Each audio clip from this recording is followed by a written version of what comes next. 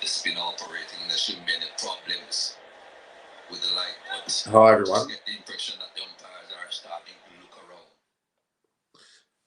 Hi everyone. This is Norman Koshnek here, watching the cricket like you all are, I'm sure. This is I'm just going to confirm. I've got all that written down. Let's have a look. Yes, it's the 656th video I'm doing here today with you. I love these stats. 441 have been recorded, but this is my 215th live. That's 215, 215th live video since the beginning, around about sometime like January, February, probably not February. It's about 6, 7 months since we started doing this. I think 19,000 subscribers, which I'm very happy about. 2.5 million views. Great collaborations with Sri Harsha Cricket, with Extra Time, with Sports Today, India Today, ABP News, Cricket Conversations with a partner, Sammy, who should be joining today, actually. So should David Graveney, I think. But I did say when the game finished, so I'm a little bit early. I'm getting a bit itchy here. It's a bit cold, actually. Sydney's still very cold. England, despite being summer, looks not exactly warm either. So Melbourne Ali is bowling at the moment. Sorry, I should take that back. Jadeja is actually bowling. And it looks to me, Rory Burns is very scratchy, but he survives. He's on 47 and he's been scratching around. Root looks a lot more accomplished. He's on 41. This punishment's turned out to be a really important one after the incredible 2 wickets that Mohammad Siraj took when they came back up after lunch, and within quick succession we had Sibley caught it a very short mid-wicket.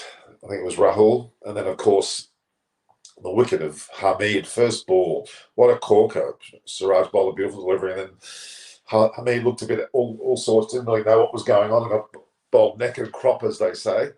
Bowled neck and crop, and walked off quite sad out for a golden duck at Laws. That's not the way you'd like to go.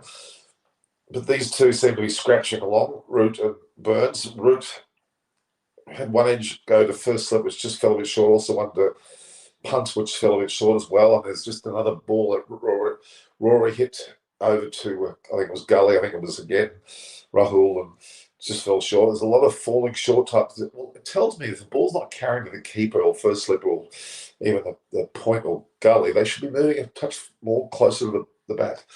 So that's what I'm saying there. It's a bit of a ball seems to be keeping relatively low there, so really dig it in. And when they dig it in, I mean, the likes of Punt, and now Rory Burns seems to like it. Rory Burns got this little clip that he does on the leg side down the hill very often. It seems to be working a treat. But yeah, the game's almost over for the day. And England at the moment are 2 for 106, trailing by 258, with Burns on 48 and Root 42. Siraj having gotten 2 for 30, bowled fantastically, and an absolutely worthy inclusion in this team, as we've been talking about. Yeah, I think he certainly is worthy of being on this side. He's got something about him that takes wickets on a regular basis, and he's got a bit of spunk about him and a bit of carry on and a bit of banter. And he's getting the ball to shoot in nicely. And although Root's scratching around on 42, these two are not convincing, but they have put on a pretty substantial partnership, and they're into the 40th over. So England are doing okay. But if India get a couple of wickets before end of the day's play, it'll make it very interesting, because then you'll really get into the depth of the England batting, which is certainly not strong. Yeah, so we're watching the games. The Ruth Strauss Foundation.com, of course, is there in great numbers. Not unlike the like the Glenn McGrath or the McGrath Foundation, very similar.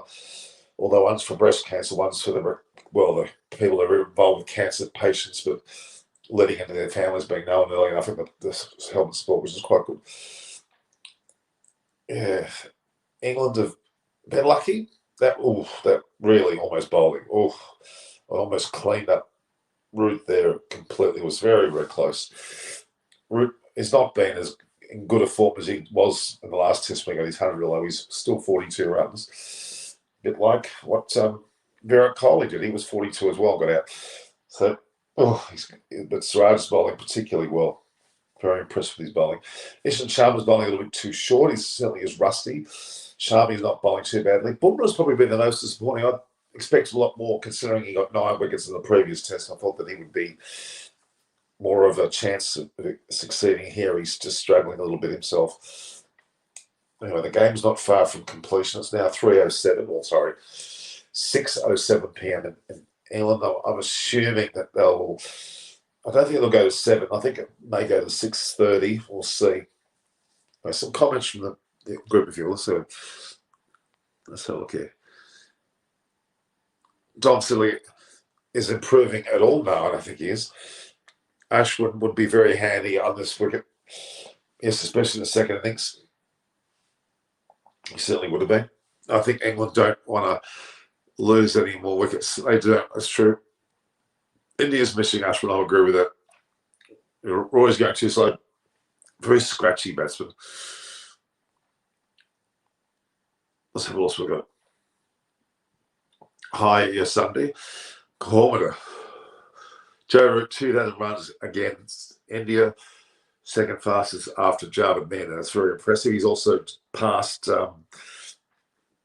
What's his name? He's passed Graham Gooch's record as the second highest run scorer for. Tonight is not possible. My granddaughter's 4th birthday. Apologies. So David Graham just said he can't come. That's fine. I mean, it's cute how he says it's his granddaughter's 4th birthday. It's cute. No problems. Let's reply to. It's cute. His granddaughter's 4th birthday. So cute. So Shami's coming into Rory Burns. Oh, Rory Burns doesn't look like he's really in, does he? Any thoughts about Pujara Rahane? Well, Rahane was very disappointing out. First ball that he faced today. And also Rahul only faced 2 balls. But yeah, Rahane, to see how the test pans out. If India win this match, he may survive. But if they lose, they might start to consider either Agarwal or Vihara to come in and replace Rahane. Rahane's in the deepest trouble. That looks out to me. Yes, it is. Rory Burns has just been given LBW to Shami. He's actually, he reckons, it looks like he reckons he hit it. But the reality is, yeah, I think Rahane's in the most trouble. I don't think Pujara is, but Rahane's probably, if he's got a second innings to try and perform. If he doesn't perform there, he's going to go. Oh, that looks out to me. There's no bat involved, so I'm not sure what he's feeling. No, I'm not sure what he's contesting there.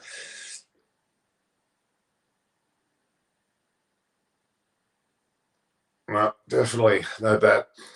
Rory Burns looks like he's gone. That'll be 3 down.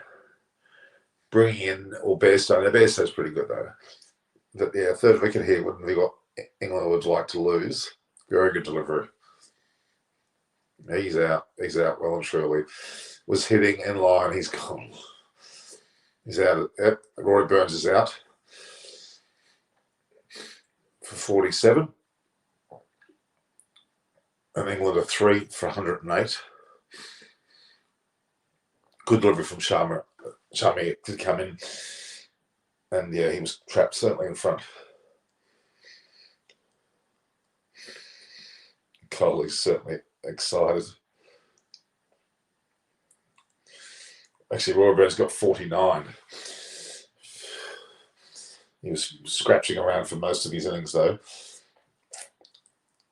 Yeah, interesting. How he missed a straight delivery, he didn't play well at all. It was not a good shot. I mean, how was the joke of the day? Well, the 1 ball, that's for sure. England's officially struggling now, certainly.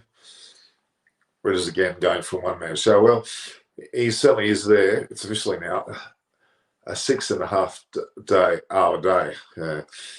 India should have got more than 2 wickets today. I don't think. Well, he's just got a 3rd wicket now. Yeah, Rory Burns certainly is an orthodox. Then you can talk about Chanderpaul's batting, even the way that Smith sets up his batting stance. There's a few batsmen who've got some weird situations, that's for sure. Who should replace Rahane according to you? Who would be the best suited? Well, I think Fahari, to be honest with you, in that position of the order, Fahari would be the one that I would pick. If it was higher in the order, I might go for Agarwal, but I think Fahari is the one that should get the nod. But it could well be Agarwal as well. One of those two will eventually. Whether it's the next test, we'll wait and see. If India win this test, then I think he might be reprieved another match. But if they lose, then they may consider that. Yeah, Rory's missed 51 run. That's correct. I don't know why he contested that. There was no bat involved, so he was so in front. It was not funny. He wasn't even close to being not out. It was definitely out. So this is the 41st over. England trailing by 256. It's a long way. If they lose a couple of wickets. Versto's in now. He's normally very good. He goes early. It brings in Butler and Moeen Ali. Then and a couple more wickets that fall in favour of India. Don't forget, India were 3 for 276, and they fell 7 for 80 odd, 88 I think it was in the end. So they were 3 for 276, and this morning they got 7 for 88, which is pretty much, well, you'd argue fairly much a collapse. England are 3 for 108, so they could easily lose a few wickets. They could easily fall. Well, Strauss certainly is still being taken. So Butler's the next one. Moeen Ali, Sam Curran. Yeah, so there's a little bit of batting to come, certainly, especially Ali. Butler's not in form. Curran's a good hitter. England are struggling. Bairstow's a good bat. Thank you, Tamo Golson. I appreciate that. Yeah, well, Jadeja once again has kept that latter part of innings. Pretty valuable play to have on that side. And considering they lost 2 early wickets, they did okay. That 364 is okay. Certainly wasn't, wasn't bad, but an extra 50 runs, it would have been fantastic. But I guess 364 will have to do. It was edgy. They run a signal. Ooh. Well, there's four overthrows. A bit silly to be throwing that wildly. The tail's struggling, yes, but why less people are here today? It's been the reason why is because the game's not over yet and people are still watching the game. They may not want to go onto a live stream and watch me if they can watch the game live. So that's probably why there's less people. And look, it's in Indian terms, it is pretty late at night. So I respect that. India mixed Mr. Qriket not playing Ashwin. Yeah, they probably have. They may rue that. Yeah, India's relatively safe, but they would have been nice to get more. Lost 3 Indian batters are below 10. Well, let's not talk about them, mate. What's happened there, Roots? Not faced up. I don't know what the story was. The bowler's well and truly, and Collie wasn't. There's some bloke there who's sticking his head around the. What's he doing?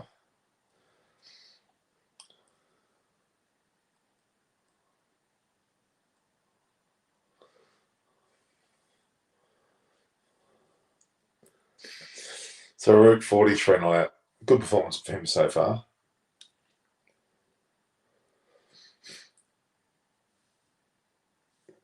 What will England score in the first innings? I don't think they're going to get more than 364.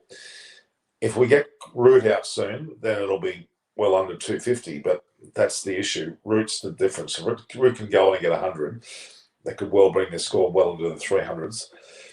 But you'd have to think that they're going to score less than the 364 that India got.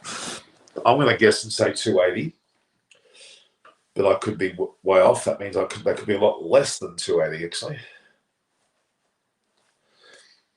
What exactly is the Strauss Foundation? Strauss has lost his wife, Ruth Strauss, to cancer, and she what they were concerned about is the way that they were able to tell the kids the preparation of a person dying of cancer, which could be months out from the date of cancer dying.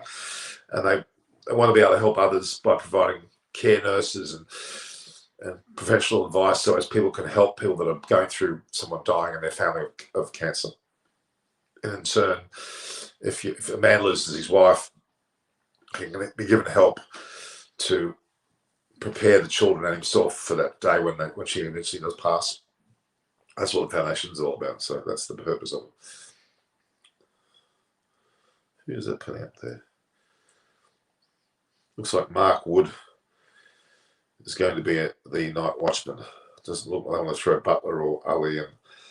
So it does look like Mark Wood's the next one to go in.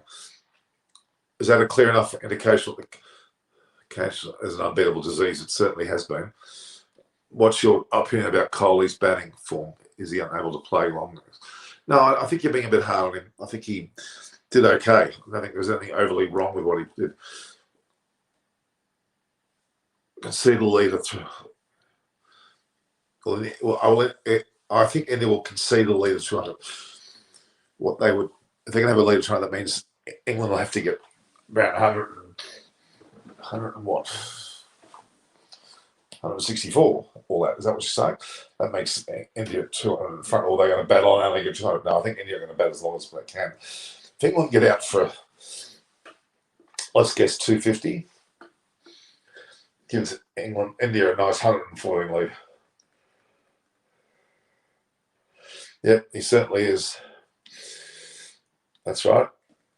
The 8,000, I think it was 900th that Graham Goochen scored. Now, Root's gone past that 8,920 odd, I think it is. And he's now the second highest run scorer behind the chef, as you're calling him, Alistair Cook. That's right. And there's certainly enough time in Root's career for him to go past Alistair Cook if he wants to as well. So it'll be interesting whether he will go through that process. India need a stable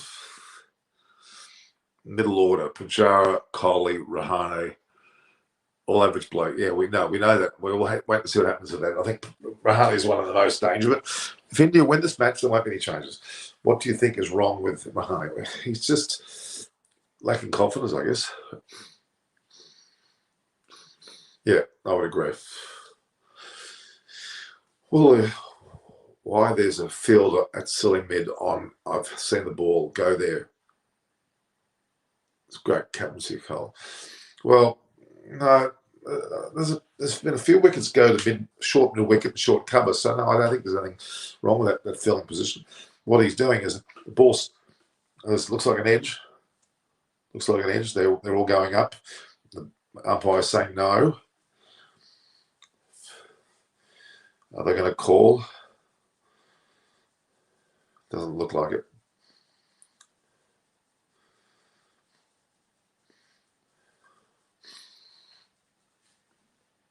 No, Jadeja played well.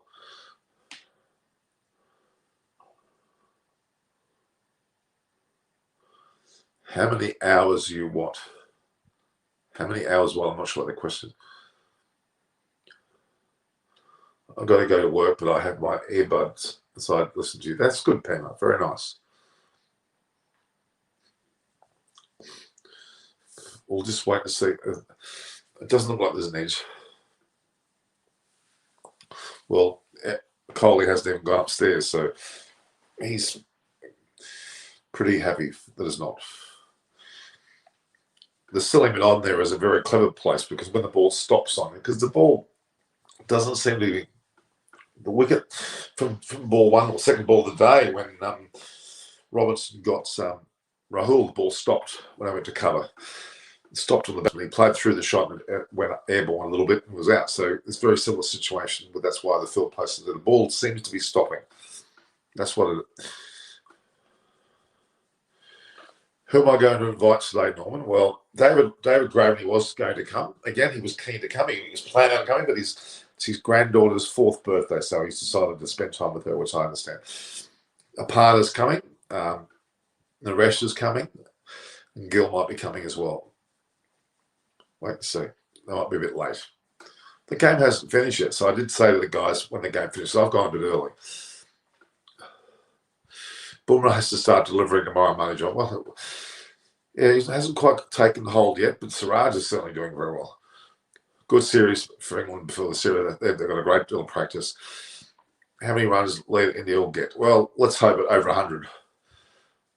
Bollywood hot shot. That was a wise decision. What was a wise decision?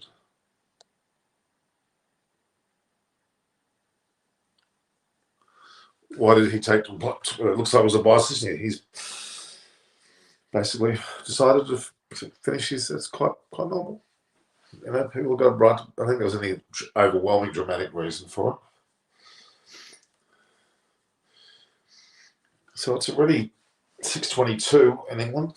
Don't know how many more overs they're going. So I think they're going another 8 minutes. I think that's all they're going to be going at this stage, guys. Another 8 minutes. Had 13,947 view the pre-show session. Sometimes we get big numbers in the after show. 13,000. We've got 11,300 and 13,900. The two pre-shows. That's understandable. Post, we only got 1,700. So less people watch. It's okay. Bairstow's a good bet.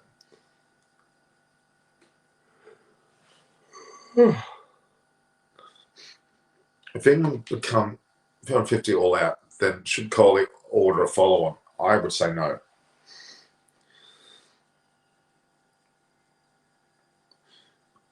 Yeah, well, Unmuk Chund didn't play at the highest level, so I said need Root's wicket before close of play. If we get, there's been a few close decisions, like ball went to slip, keeper just dropped in front of them. Let's wait here. Shami and their Shan have bowled, I would argue, a little bit too short. Siraj had an occasional short ball, but he did bowl very full in general. He took the 2 wickets based on very good deliveries.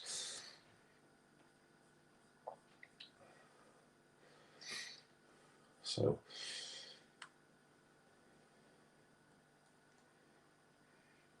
Ravi Shah looks very relaxed there in the audience, enjoying himself.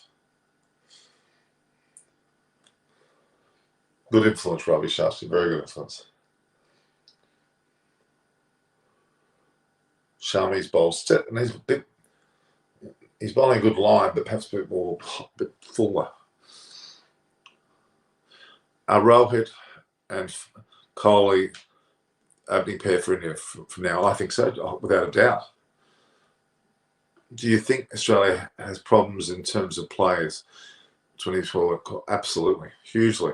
Ashwin or Jadeja for the 3rd test. Well, Jadeja is not going to be dropped. It'll have to be both, or not. Still, Ashwin will be out. What time is it in Sydney? It is 3:24 a.m. Australia sucks at T20. I think you're right. Anderson's 5 at Lords is his 35th 5 for overall.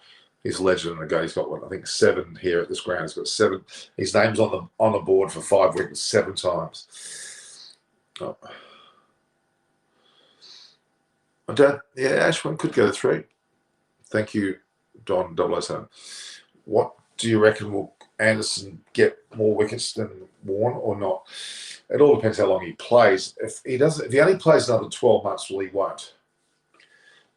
Anderson have to play at least 2 seasons through to 2023, which will be there's an Ashes actually in England.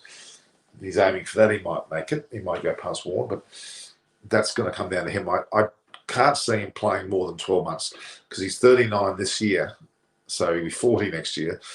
I'd be very much surprised when he continues playing.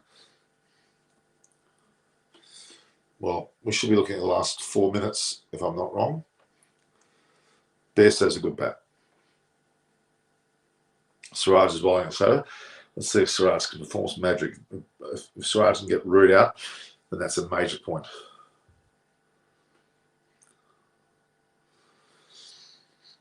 Haven't you asked me this before, quick legends? I mean, look, Bradman is by far the best batsman, the best bowler. Well, for spin, Warne. For pace, Lily, Lily's right up there. There's a whole range of James Anderson certainly is making a claim, isn't it? Nathan Ellis looks good. What's your opinion? his debut about him can be back there. Now, I don't think he's going to make the test squad in any hurry, but he's that was a great start with him. Well, good on him. He's young and he's got the chance to continue. Who will be your favourite for the Ashes series? Well, I'm going to say Australia, but hello. What's going on here? Is that a wicket or is that a replay? That's a replay. That's a replay of Sibley being caught by Rahul at a shortened wicket. Who will be your favourite? Well, I'm going to say Australia, but England they're going to show their wares. Don't worry. England will be right in the face of Australia. Do you think Australia has problems in terms of play? I've already mentioned it before. I said yes. The 20th century is last century. That's Bradman. This is the 21st century now. So, and Ashwin Jadeja, Punt, Shami, Shadul is a very, very weak lineup when it don't need a 5-2. Fair enough. Your all-time Test 11. Why am I getting these questions like this? I mean, you see, there are opening batsmen from yesteryear that I would probably include. Hobbs and Sutcliffe, who names you probably don't know, but they were players from yesterday. If you go more modern, you probably go Hayden and even Greenwich. Their first drop will have to be Bradman. But then you've got players like Brian Lara, Tendulkar, maybe even Ponting. Then you'd follow with players like Jack Cullis and then Adam Gilchrist as keeper for sure. Warren as a spin bowler. Glenn McGrath is one of the pace bowlers, probably, and Wasim Akram as well as a pace bowler. And yeah, other Indian bowlers, not Indian bowlers, so other bowlers, one of the West Indian greats like a Holding, or even a Jeff Thompson.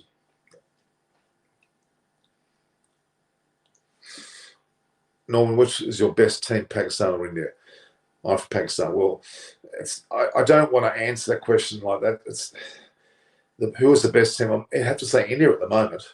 The best team would have to be India at the moment. But Pakistan are right up there. If it's in the T20 format, that'll be an amazing game when they actually play each other there. And I would say it's going to be well worth watching because I think it's going to be India, England, West Indies, and the winner between Pakistan and New Zealand for the fourth spot for the semi-finals. That's my thoughts. I will say okay, you do that.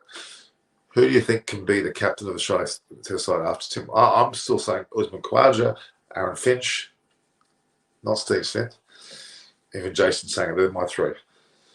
Latham. What about Latham?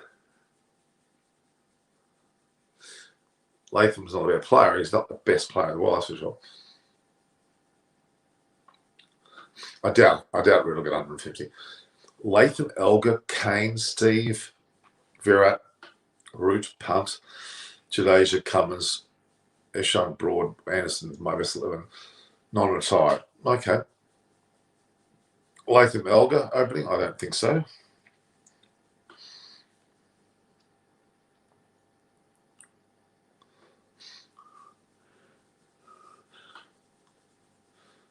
Hardik, Jadeja's batting. Okay, better than everyone on the team, and so is Carroll. They're both playing very well. It's true. Greatest left-hand batsman and bowler of all time. Garfield Sobers would be right up there. Bowler, Wasim Akram. I've mentioned this before many times. I think they're going off now. England are going off at 3 for 119. What is now effectively 6:30 local time. They trail by 245. It's a pretty reasonable effort. It's probably still in India's favour, but not by much. Well, I thought it would just fall before the end of the day's play that hasn't shot. Chile should be seriously replaced. Probably. Who do you think will be all out tomorrow at the end of the day? I think England will definitely be all out tomorrow. I can't see them betting more than that. Even if these guys bat reasonably well, I can't see them betting more than that. Lara, Urav, Bowler, Wazankram, Bowles. Yeah, all fair play. Hardik, good selections. Shubhjara, Rahane, both of them be dropped from the lineup before the next match. I don't think Pujara will be, and Rahane won't be, especially if India win. There'll be no changes. That's very clear. been even. Yeah, India still got more runs. Difference between batting and today's probably a bit higher, about 3 or 4. But batting 3, you've always virtually got a new ball, haven't you? They can be in their second ball of the day if the person gets out first ball. Yeah, it's the age of the ball for sure, and this type of bowling. Well, you'd have to say England, because England took 7 for 88, which is a pretty bowling effort. They're batting, albeit not brilliant, at 319. It's slightly in England's favour, but it was well and truly in his favour yesterday. So England still trail by 245 runs, which is a huge amount, and you'd have to say it's in India's favour. If England gets all out, how much can it be in India's league? Well, it really depends. It'd be at least 100. Yeah, there's a fair bit of mental stress going on those two guys. Absolutely. They've gone straight to Friday night football at Sky Sports. They haven't wasted a second there. They've moved from the test almost immediately. Yeah, so Ashwin should have played in place of Ishant. Well, there's a bit of an argument there for that. VJ says Root, Coley, Smith, and Williamson, who will be a choice person in all 3 formats. Coley's still up there ahead of Root and Williamson, but Smith 4th at the moment. Daisy belongs to England. Yeah, he does. I'm saying Jadeja number 5, not 5. Yeah, 5 is a little bit too high for Jadeja. England or Australia will win the T20, I'm sure. No, Australia won't. I'm pretty sure about that.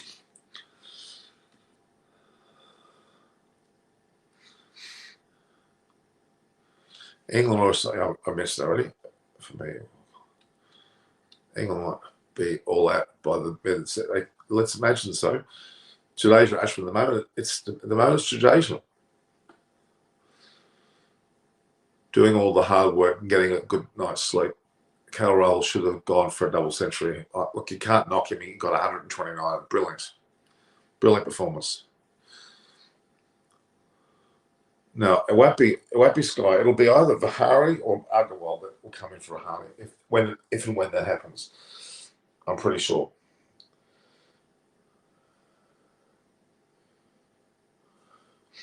Short over race. It was unfortunate. He led to 5, but also the points was not good. Very good decision to keep Jadeja. I think so. He's proven to be very, very significant indeed.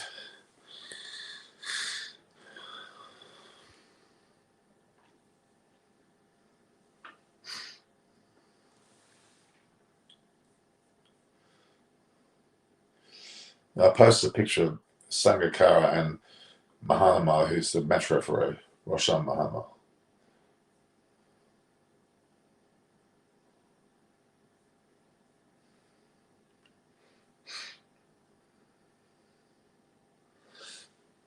Jadeja is in the form of he is good enough to be number 5. Perhaps. And he actually replaced Pujara. Let's not get too carried away with Pujara going. I don't think they're not going to get rid of both of them, I'll tell you now. There's a spot pretty much difficult than in the 3, so we need a high quality player there. Yes, we do. I am not knocking KL Rahul, but today was a great new day. He is an opening threat. Should have held on. Yeah, he should have. But we can't knock him. A beautiful day in cricket for the teams. If England get it all out by tomorrow and then India leads, the match that will be in their favour. Yes, you're right. How much can UK score? Can VK score? Well, let's hope he gets 50 plus. It doesn't, and above that, it's worth a try. Stumps, exactly, which is the most popular sport in Australia. If you don't already know, it's certainly cricket's up there, swimming's right up there, tennis, golf, rugby, they're all up there. I should sleep, Norman. Well, not just yet.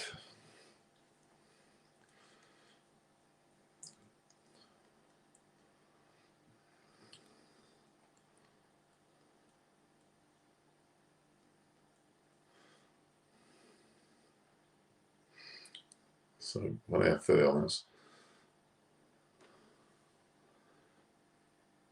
I'm afraid that will not happen. What will not happen?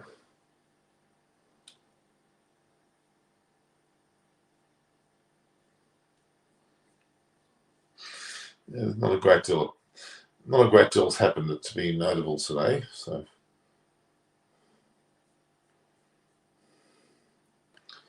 I'll see how we go. Cricket is said to be Australian national sport. Well, partly in season it might be in the winter season. AFL, as in rugby league, certainly gets up there.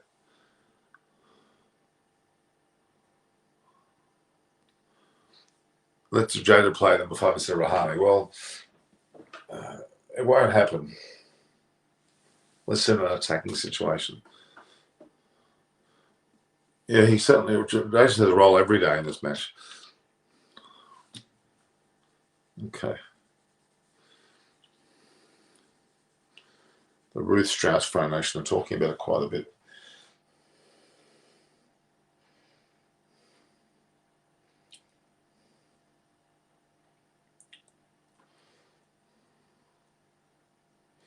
Quick legends who keep asking my age. I'm over 50. That's all you need to know. And Michelle will be more effective than Law's pitch to great. Not necessarily. These bowls have done pretty well. If a diet of kangaroo, most meat is given to Indian bowlers, can they keep fit? No, I don't think kangaroo meat's not that great a meat, to be honest.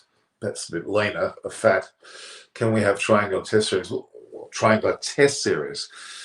It'll be hard to take off. Usually the short format has that. Yeah, I'm on Kumar Pandey. I think it's looking more and more that way, yes. Which team is the World Cup as the best bowling? Your thoughts? In the recent World Test Championship, well, New Zealand certainly had a good bowling attack. So did England. Yeah, he has a lot of work to do. Yeah, how can he improve his form? Time in the middle. England batting work, burning evolves around route. True, it still does. Yeah, match still in balance. England showed some serious character. Yeah, they did. They did. They gave it a fight. Why is used to be overrated the Ashes? Well, it's not so much overrating the Ashes. The Ashes has always had that significant place. It's kind of tradition, really, guys. You should understand that. India can't dominate for some reason. It was our day, but somehow the game. India could have scored another 50 to 100 runs. It would have been very good, but they didn't. Do you think England don't get a lead? They don't have a chance of saying them. Yeah, England are not in a good situation in this match. It really depends how these two teams bat, but they lose a couple more wickets, then they're in some deep trouble. They lost a wicket of Burns before end of play then, and 1 or 2 in the morning, then they're in real trouble.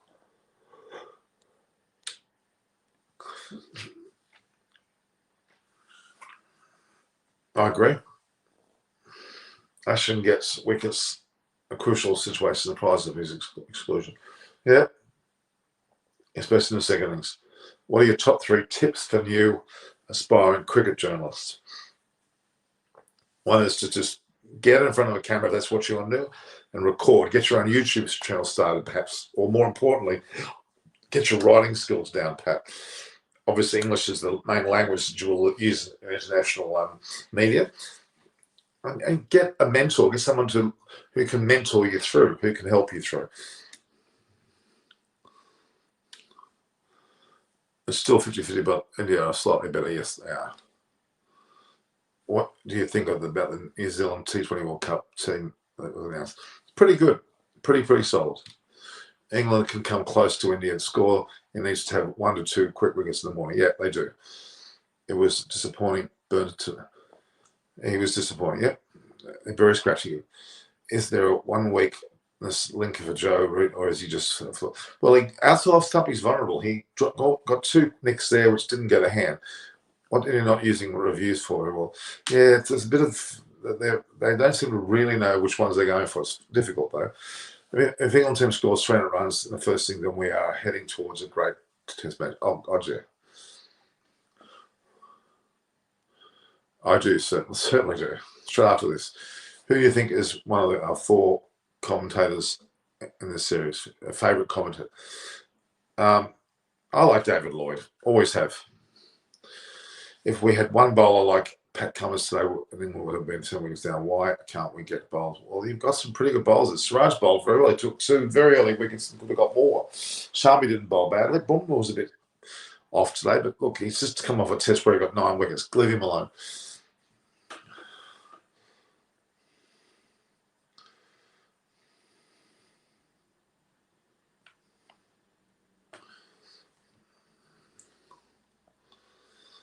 What time is it, Australia? It is 3:42. It's 4.5 hours difference. We already answered that.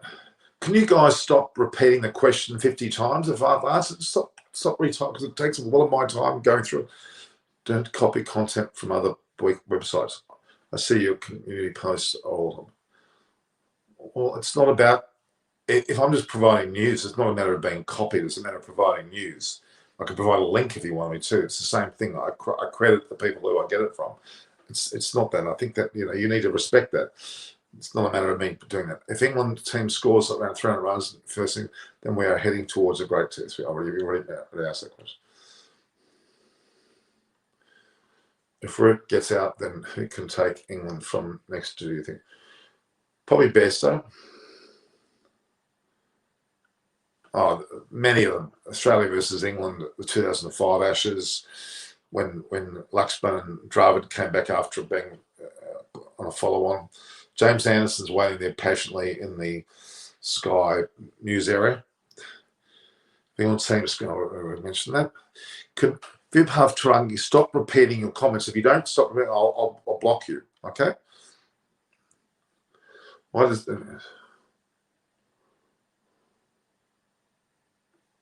I agree with this comment. That's very relevant. They were too deep today. Our captaincy isn't that great.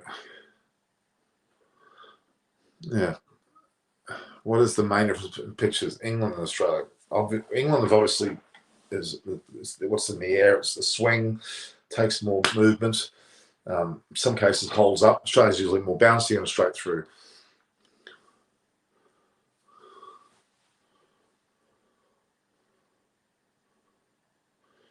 I don't understand what that question says. Don't you think Verk takes steroids too? Yeah, a little bit. What's your subscriber goal and all? There's no goal. It's just to keep growing. Runs to it. Yeah, that was a great Ashes series. But I think the current recent Australia-India series was fantastic too. How can Root get out of the struggle? Can you tell me? Yeah, he's just bowled good line and length off outside stump. Siraj is bowling lethal. He certainly did. Certainly isn't in the line. He needs to make sure he pitches it up and keeps it outside stump and has the occasional ball coming back. I hope so too. India will still be out. Yes, they will. Is Ravi Shastri last series as coach? They've been saying that, but I don't think it is. Root is currently the best performer, the favourite for. Yeah, Root and certainly Williamson. They're both up there. Rank easiest to hardest pitches to bat and all. I haven't got all that time. I can't do it out of all countries. I mean, really, it's all about in India. It's difficult because the ball keeps low and it spins. Australia, the ball will bounce here, and you need to be aware of that. England, the ball swings. So it's really, they're all hard. It's just a matter of who adjusts best. And obviously, people who are local to the conditions, English batsmen tend to like England pitches, and Australia the same, and India the same. So it's a matter of when the opposing side who travels needs to adjust as quickly as can to get as much experience. That's what it is. Jadeja could have been more aggressive in attack. No, I think he batted well. Who can be high scoring seconds from both teams? Well, you know, Root is obviously one they're going to consider, and Rahul again. South Africa, but no, I don't think so. England, India, Australia have got their bad positions. Will Root break Cook's record? I think he will. Cook has 32 centuries. It's a big ask, but Cook's around about 3,000 odd runs in front. And if Root plays three to four seasons, he's going to have a very good chance of getting there. Ravi Shastri is not a bad coach, don't worry. Is it possible for Virat to have someone else come out and with him? Oh, that's a great question. I would probably do that if I were him. Look funny, but why not? He's lost 9 or whatever in a row. Yeah, it's very hard to get out. I think Siraj had him nicked a few times, didn't carry. No, I'm okay. So shall I join in now? Join in now. What do you mean? Become a part of the thing? Rajaseka, Balraj, I've never met you before, so I can't just let you go in without me having some understanding. If you want to be a part of this, send me an email. Your email to at Noncoch at Instagram. You should take some of those. Okay, so we want to just why New Zealand don't play 5 matches? It's a great question. Must be a financial reason. That's all I can think of. Can England win the Test match? They have to bat really, really well and very, very long. Well, I doubt it.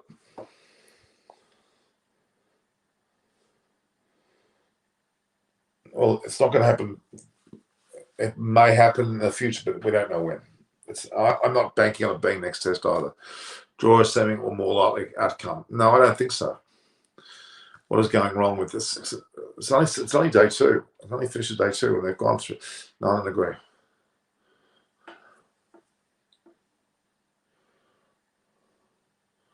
Running that slope is quite difficult. It is quite a decent slope. Do you also think Jamieson has shaken the confidence or whatever? A little bit. Awkward touching for close. I think that doesn't. If that's true, he has injuries too. Who's your main man? Both written answered.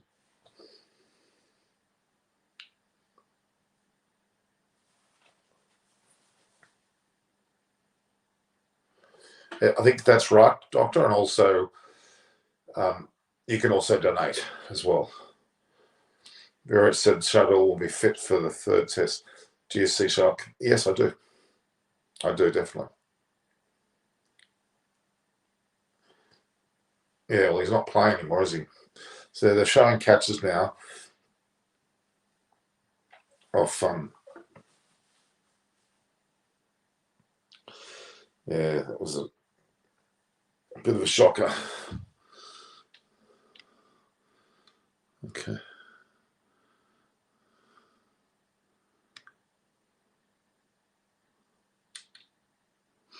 Anderson, that's a silly thing to say. Can we get Pajara? No, they're not removing him. I think it'll be the end of the road for now. I think it's not yet. I think you're all jumping down the throw of these guys. What's Indian strategy tomorrow morning? I think they're going to try and take early wickets. Day 2 was probably more in England's favour, but overall still India. Why weren't there much matches? Yes, it was due to COVID. Curran doesn't look a bowler to me. He is. Just isn't doing that well. Do slip.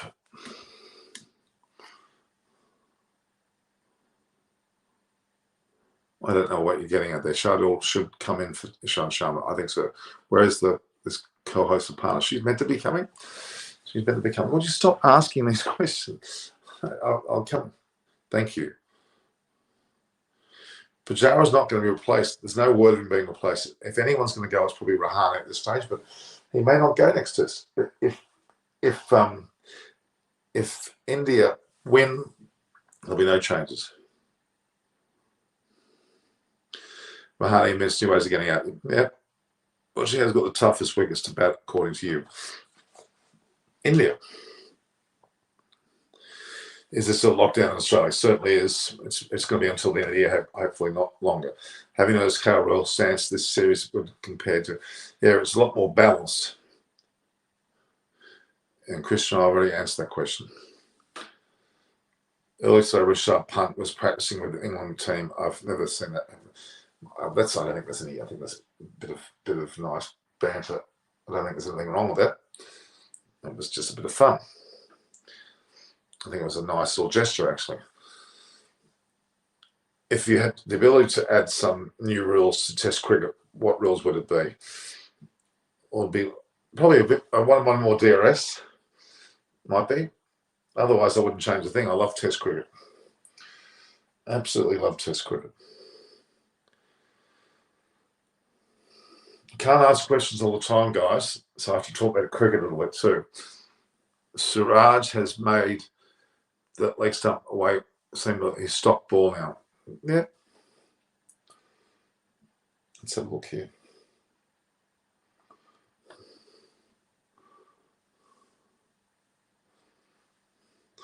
So they're talking to Andrew Strauss with Dinesh Karthik.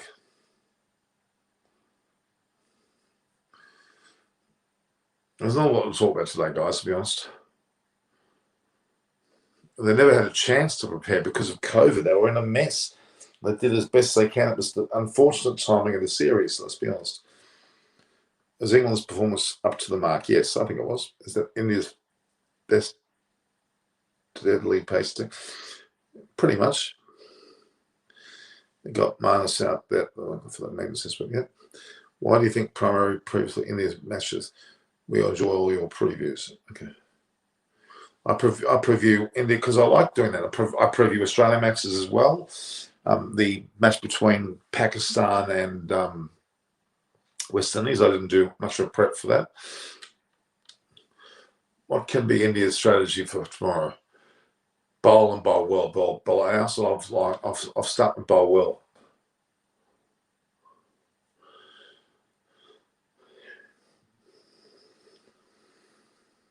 No, that won't happen. Yeah, Hamid looked pretty good in the trial matches, but he looked like he was a Space Cadet today.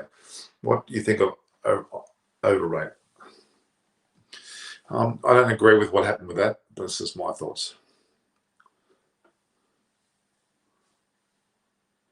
That's just to keep everybody quiet. That's just a gesture. It's a joke.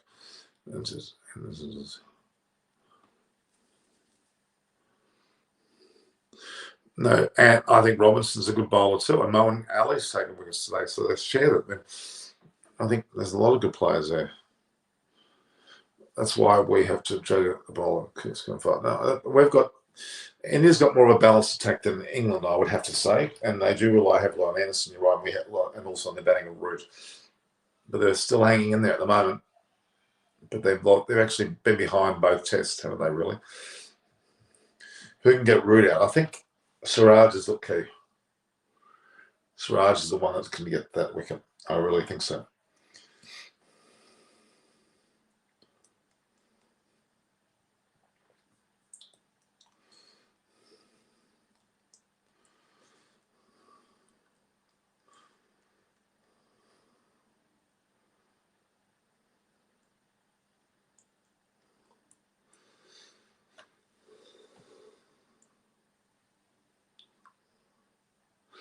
Siraj is more likely one. Bumrah hasn't bowled well today.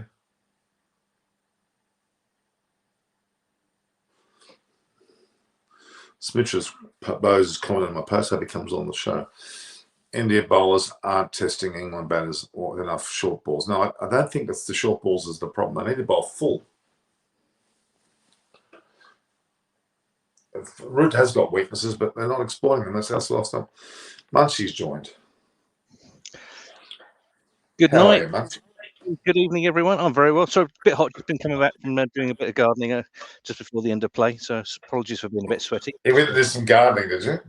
Yeah, What there's a community garden that we're looking after in the village here. So while we're digging everything out, there are some things just need to quickly replant before we go in and clear everything out. So just before it gets a bit too dark here. So apologies if I start sweating profusely. Yeah.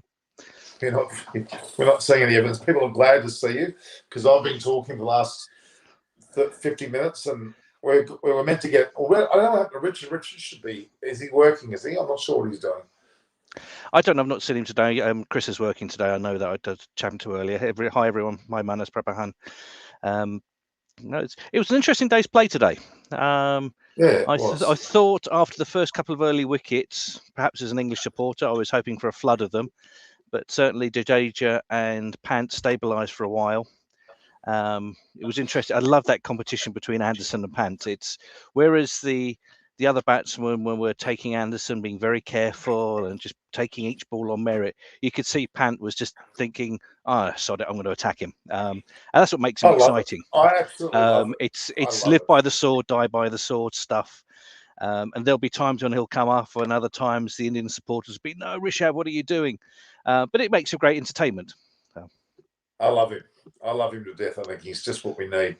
Yeah. Jadeja was fantastic today, really, and they were in at 7 for 88 today, which was not a very good end result for India, but they still inked out 364, which is fair to middling. It's not overly good. It's the minimum, yeah. As we discussed this morning, we said 350 is a minimum. They would be disappointed by that. Ideally, given the start that they had, they were looking, they would be looking for 400 plus. But that's, you look at Rahul, you look at Rahane.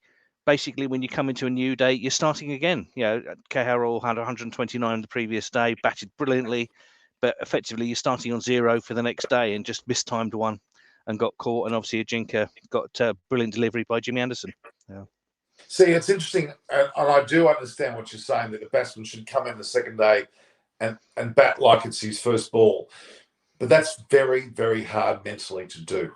Let's be definitely. Honest. Yeah. And how many times have you seen it? He batted all day yesterday, and the new day, although it is a new day, is not that easy to transition to that. So he's 120. No one can knock him for getting out second ball today. Oh, no. But Rahane was an awful shot. He shouldn't have played that ball. That was not there to be played, was it? But then again, you look at the shot that Kohli played, it was a similar thing. When Anderson's getting the ball to move like that, it's very difficult when that ball is off stump or just outside to not play it. And that's make Anderson such a great bowler in these conditions when the ball is moving like that. But then you look at when the Indians started bowling, Ishant was getting it to swing, Shami was getting it to swing, Siraj and Bumrah. Yeah, that Duke's ball's beautiful. Yeah, and I think several of the commentators said when you're getting an even battle between bat and ball, that's what makes a great Test cricket. You don't want to see one team scoring 500 and another team coming in scoring 600 and the ball being dispatched all over. You want to see exciting cricket, and sometimes the best cricket matches are the low-scoring ones. True. The reality was that. How can I describe it? The way this match has gone so far, it's been a very somewhat a balanced match, even though it's been primarily India's favour. England have held held their own reasonably well. They did keep them scored at 364 when it could have been a lot more. They did come back today quite well. In fact, today was England's day, would you say? It would have been up to that last hour. Yeah, I think if England had played the rest of the day 2 down, definitely 3 down, losing Burns, I think you're slightly then more 60-40 than to say a 70-30. Certainly, if you'd said to England at the beginning of play, right, you can bowl India out for 364 based on where they were overnight, and you'll be 119 for 3, then England would have gone, yes, please, we'll take that. Yeah, because it honestly looked like, yeah. On that basis, England would be probably reasonably happy. India still are in the position or in the ascendancy somewhat, but it's a lot less promising than it was on the first day. Really, India should have got 400 plus and had England definitely 3 down for a lot less. So, but it's all about root. If they get root early tomorrow, then this could change the match dramatically because that definitely is going to. I mean, Moeen Ali's there. Yeah, it's pretty reasonable. Yeah. Well, I think you've got Butler and Ali who are great attacking players, but of course they are attacking players. That's the problem. It's whether you need to eke out an innings at Test cricket. The wicket, when it's a sunny day at Lord's, is a batting paradise, and that's proved a couple of times today. The wicket's not really coming through, and when that Duke's ball gets slightly softer, it never really goes soft. It should make for better batting conditions. A couple of the balls from Jadeja spun, so it'll be interesting to see what happens there. But it'll be really down to the Indian bowlers just to keep it on that line and length and just be nagging, encouraging the England batsmen. Well, if you want to score runs, you're going to have to play some shots. We're not going to give you full tosses. We're not going to give you half volleys. And that's the way you need to play Test cricket. I would argue it's all of it comes down to root. If he gets out cheaply, and he's already, 42? Is he 42? I think so. He just seems to sneak up with that sort of score. It's incredible how he gets to the 40, 50, 60 mark with the greatest of ease and so quickly. He's the key. If they want to win this match, they're going to have to get him out early and then have a 100 lead. Now, at this stage, I think India have got to get 240 odd.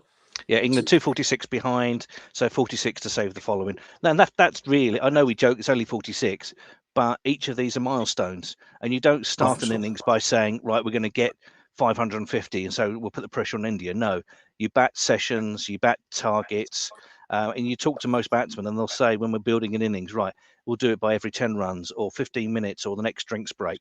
So for England will be, we've got 246. Let's try and survive the first hour. Let's try and survive the follow-on and then build targets from there. Yeah, exactly. But my early opinion is at this stage that I can't see England getting more than 250 on the basis of if Root goes reasonably soon in tomorrow's play, 250 is going to be a target, or not a target, but a score that I think they'll get, and I don't think they'll get much more. That's my thoughts. I cannot see England getting 364, even if they all bat well. It's going to take Collie to get a massive century to do that, I believe. And like Rahul did, I just don't think that's going to happen. Although, having said that, though, Root's been doing that a lot, hasn't he, lately? Earlier this year, he hit double 100s back-to-back. And he scored a century, he's got another century back-to-back. But he's the key. I reckon they should work on on Root specifically. And the way to get him out is to get a ball out of stump, which is full, because he has already played 2 shots today, one that fell short of first slip, and the keeper. He was very close to being out twice. Well, that's it. Yeah, if you look at, you sometimes you play to player's strengths, but that player's strength can also be his weakness. And you only got to look at Dom Sibley as a classic example of that. They put 3 men just in front of leg, and then first one after tee comes in, bang, straight to the mid wicket. It's like, oh, for God's sake, just crazy, a silly shot. He was frustrated at it. But he's always playing like that, and we discussed earlier. He's always wafting in front of his leg from off to leg. Whereas Joe Root, he loves to play that cut through the gully, and I thought it was very clever of Kohli. He put his best fielder almost like a backward point position, and Ravi Jadeja was just sweeping there. And obviously there were still some balls going past him, but that's Root's strength. So you put your best fielder there. Yeah, I mean Root. He wasn't at his best today, despite the fact that he's inked out a fair few runs.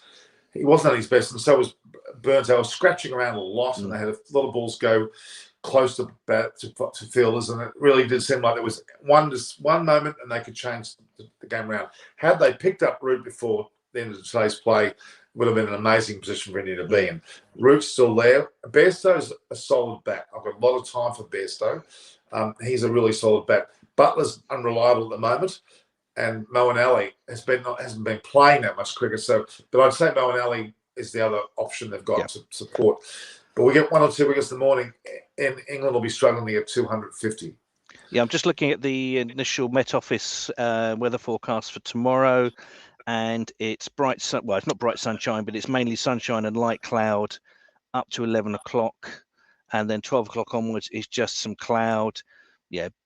Barely 10% chance of rain for the rest of the day. So if England are going to bat well, then the opportunity needs to be the morning. Once it gets a bit cloudier in the afternoon, that ball starts seeming a bit more. And it's more likely when the second new ball, if England get that far, will come into play. All right, so rain's not an issue, but still the overcast conditions without rain still means we'll probably have a lot of movement in the deliveries itself. And Geez, Anderson bowled well again. That's his seventh on the board penciling, so to speak. Yeah, I think he's the oldest player to be put up there. Yeah, 7 times he's got 5 at Lords. Has to be the record. I don't think anyone's done more than that. I'm pretty sure that's the record. I think Botham's got 7, but I think Botham will be a mixture of bowling and batting. Oh right, okay. So really, that's amazing from Anderson to have that record. It's just fantastic. So both of them had a very good record at Lords as well. Yeah, but both of them would have 5 wickets. Actually, it's an interesting fact. Chris Wokes, I think, is one of the few people to have a 5 wickets and 100 up there. Right. Yeah. I mean, it's just a shame both of them's got those as well. Yes. Yeah. Interesting. It is. I mean, there's no doubt. I've never heard so much excitement about getting on an honour board at the one ground in my life. I mean, look, it's. I think you'd be proud to get your name on any honour board. The SCG is always a great one. MCG to an extent as well. I mean, any ground you'd think it would be, but Lords is extra special, isn't it? I think it, and then this is why I think somebody mentioned it this morning. It might have been Sid, was that England never seem to do as well as you think they should at Lords. And I think part of that is that because England regularly play at Lords, and of course, if there are 2 touring sides, they get 2 games a season, as we discussed yesterday. But of course, the teams playing at Lords every 4 years, to them, that is very special. So it's almost as if they raise their game. And of course, once your name's on the honours board, it's there for life. Yeah. And they were talking about it today, was the number of players that aren't on the honours board. You take Shane Warne, Murali, in terms of bowlers, they're not on the honours board. Ricky Ponting, Satching, they're not on the honours board. It is a great honour to be there, as the name suggests. Well, Virat Kohli, of course, is one that hasn't, and he'd be a little bit frustrated as well. I mean, Carroll comes along and gets one. As easy as that. It is interesting. I mean, it would be motivational, wouldn't it? I mean, if you or I were playing for our country and playing at Lords, I'd be playing my level best on that ground. It'd be extra motivation. It is funny that the motivation being just to get your name on the honours board. It doesn't seem like the motivation is really just to score a century. It's a funny one, isn't it? It is, and this is where I think the analogy that I'd use is golf. And you can get lots of professionals, but this is when it comes down to the mental side of the game. And it's just that ability to take the pressure of playing at Lords and play through. And of course, you need a bit of good luck as well. I wanted to use an analogy of golf because you look at all golf pros at the various courses and you're teaching professionals, and they're just as good as the pros playing on the tours. The difference is handling that mental pressure. Absolutely. And you look at the players, and Kohli, I'm sure he can get 100 there. It's just that little bit of luck. And of course, you come across Anderson, who's a great bowler as well, and just managed to get the ball, or Robinson gets the ball, just slight movement, and that's it. Your day's ruined, and you think, okay, well, I've now got the second innings. Oh shit, can I then come back in 4 years' time? Yeah, and then the added pressure then comes in about the number of opportunities you may have in the future, and that's another pressure, and it's all handling that pressure. Yeah, it is a daunting ground. There's no doubt about it. It's very, very, very daunting. Yeah, to be involved I know. In any way. Oh, yeah. I know 2 people that have played there. Obviously, Chris and a friend of mine that Chris, a common friend, that he played there. It was a village knockout competition, and he got to play there. And he said obviously there was nobody there watching the game, just some friends and family. But walking onto the ground, Graham was saying, was just the goosebumps, just tingling. Walking, this is the ground where so many top level professionals, and he was just a humble cricketer walking out there. It was just amazing. Yeah. Well, I've had the honour of playing at the nursery ground and the Lord's ground as well, but I wasn't picked in the Lord's team. But the nursery ground I certainly did. But it was great to have. We had the name of our game up on the boards. That was special. That was worth it alone, just to have that up there, to be on an honoured board. Sorry, an actual advertising board outside the ground. That was pretty special. And the dressing rooms, just the whole feeling. You can't match it. There is no ground like it. I mean, the SCG is.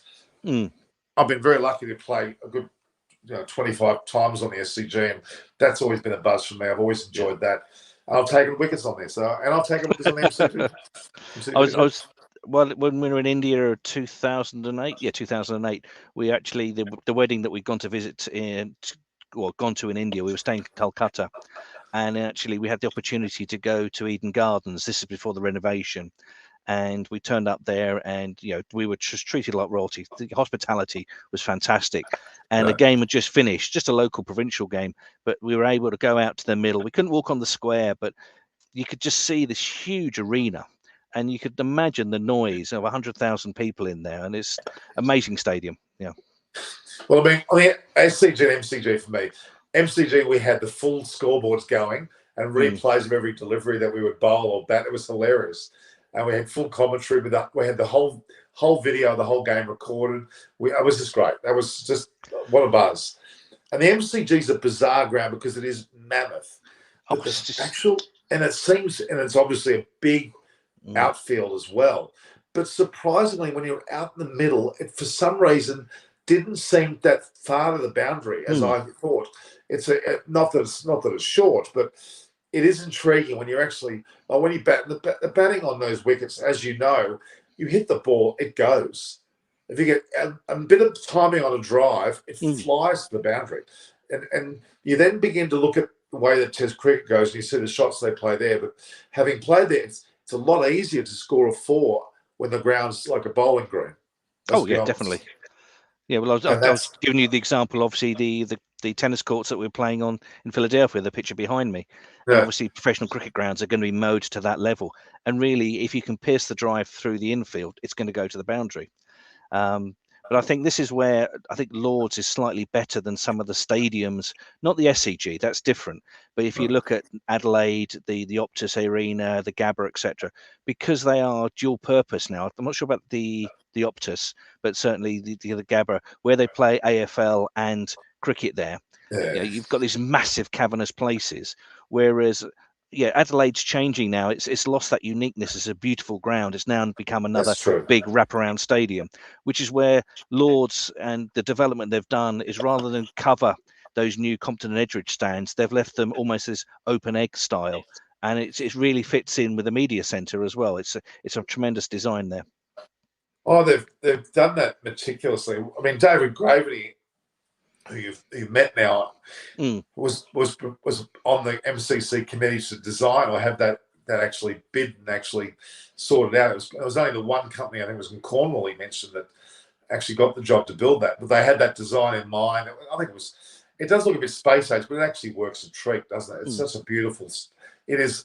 You've been up the top of the media centre? Not the media centre, no, but obviously been to Lord several times, and obviously a lot poorer for it. Yeah, the media centre is ridiculous. Yeah, the media centre is Lapore. My God, that's expensive tickets, and oh my God. Do you know the interesting fact about the media centre?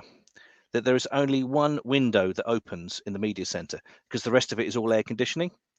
And there's one window, and this was when they were designing that. It was Baxter. I can't remember his first name, but he was the long-time producer of Test Match Special. And when they were talking about the media centre, he said, "I want my window to open. We want to be able to hear the sound of the crowd. We don't want it microphoned in." So when you look at the front on the media centre, there's one window, just slightly a latch that will open, and that's the Test Match Special box.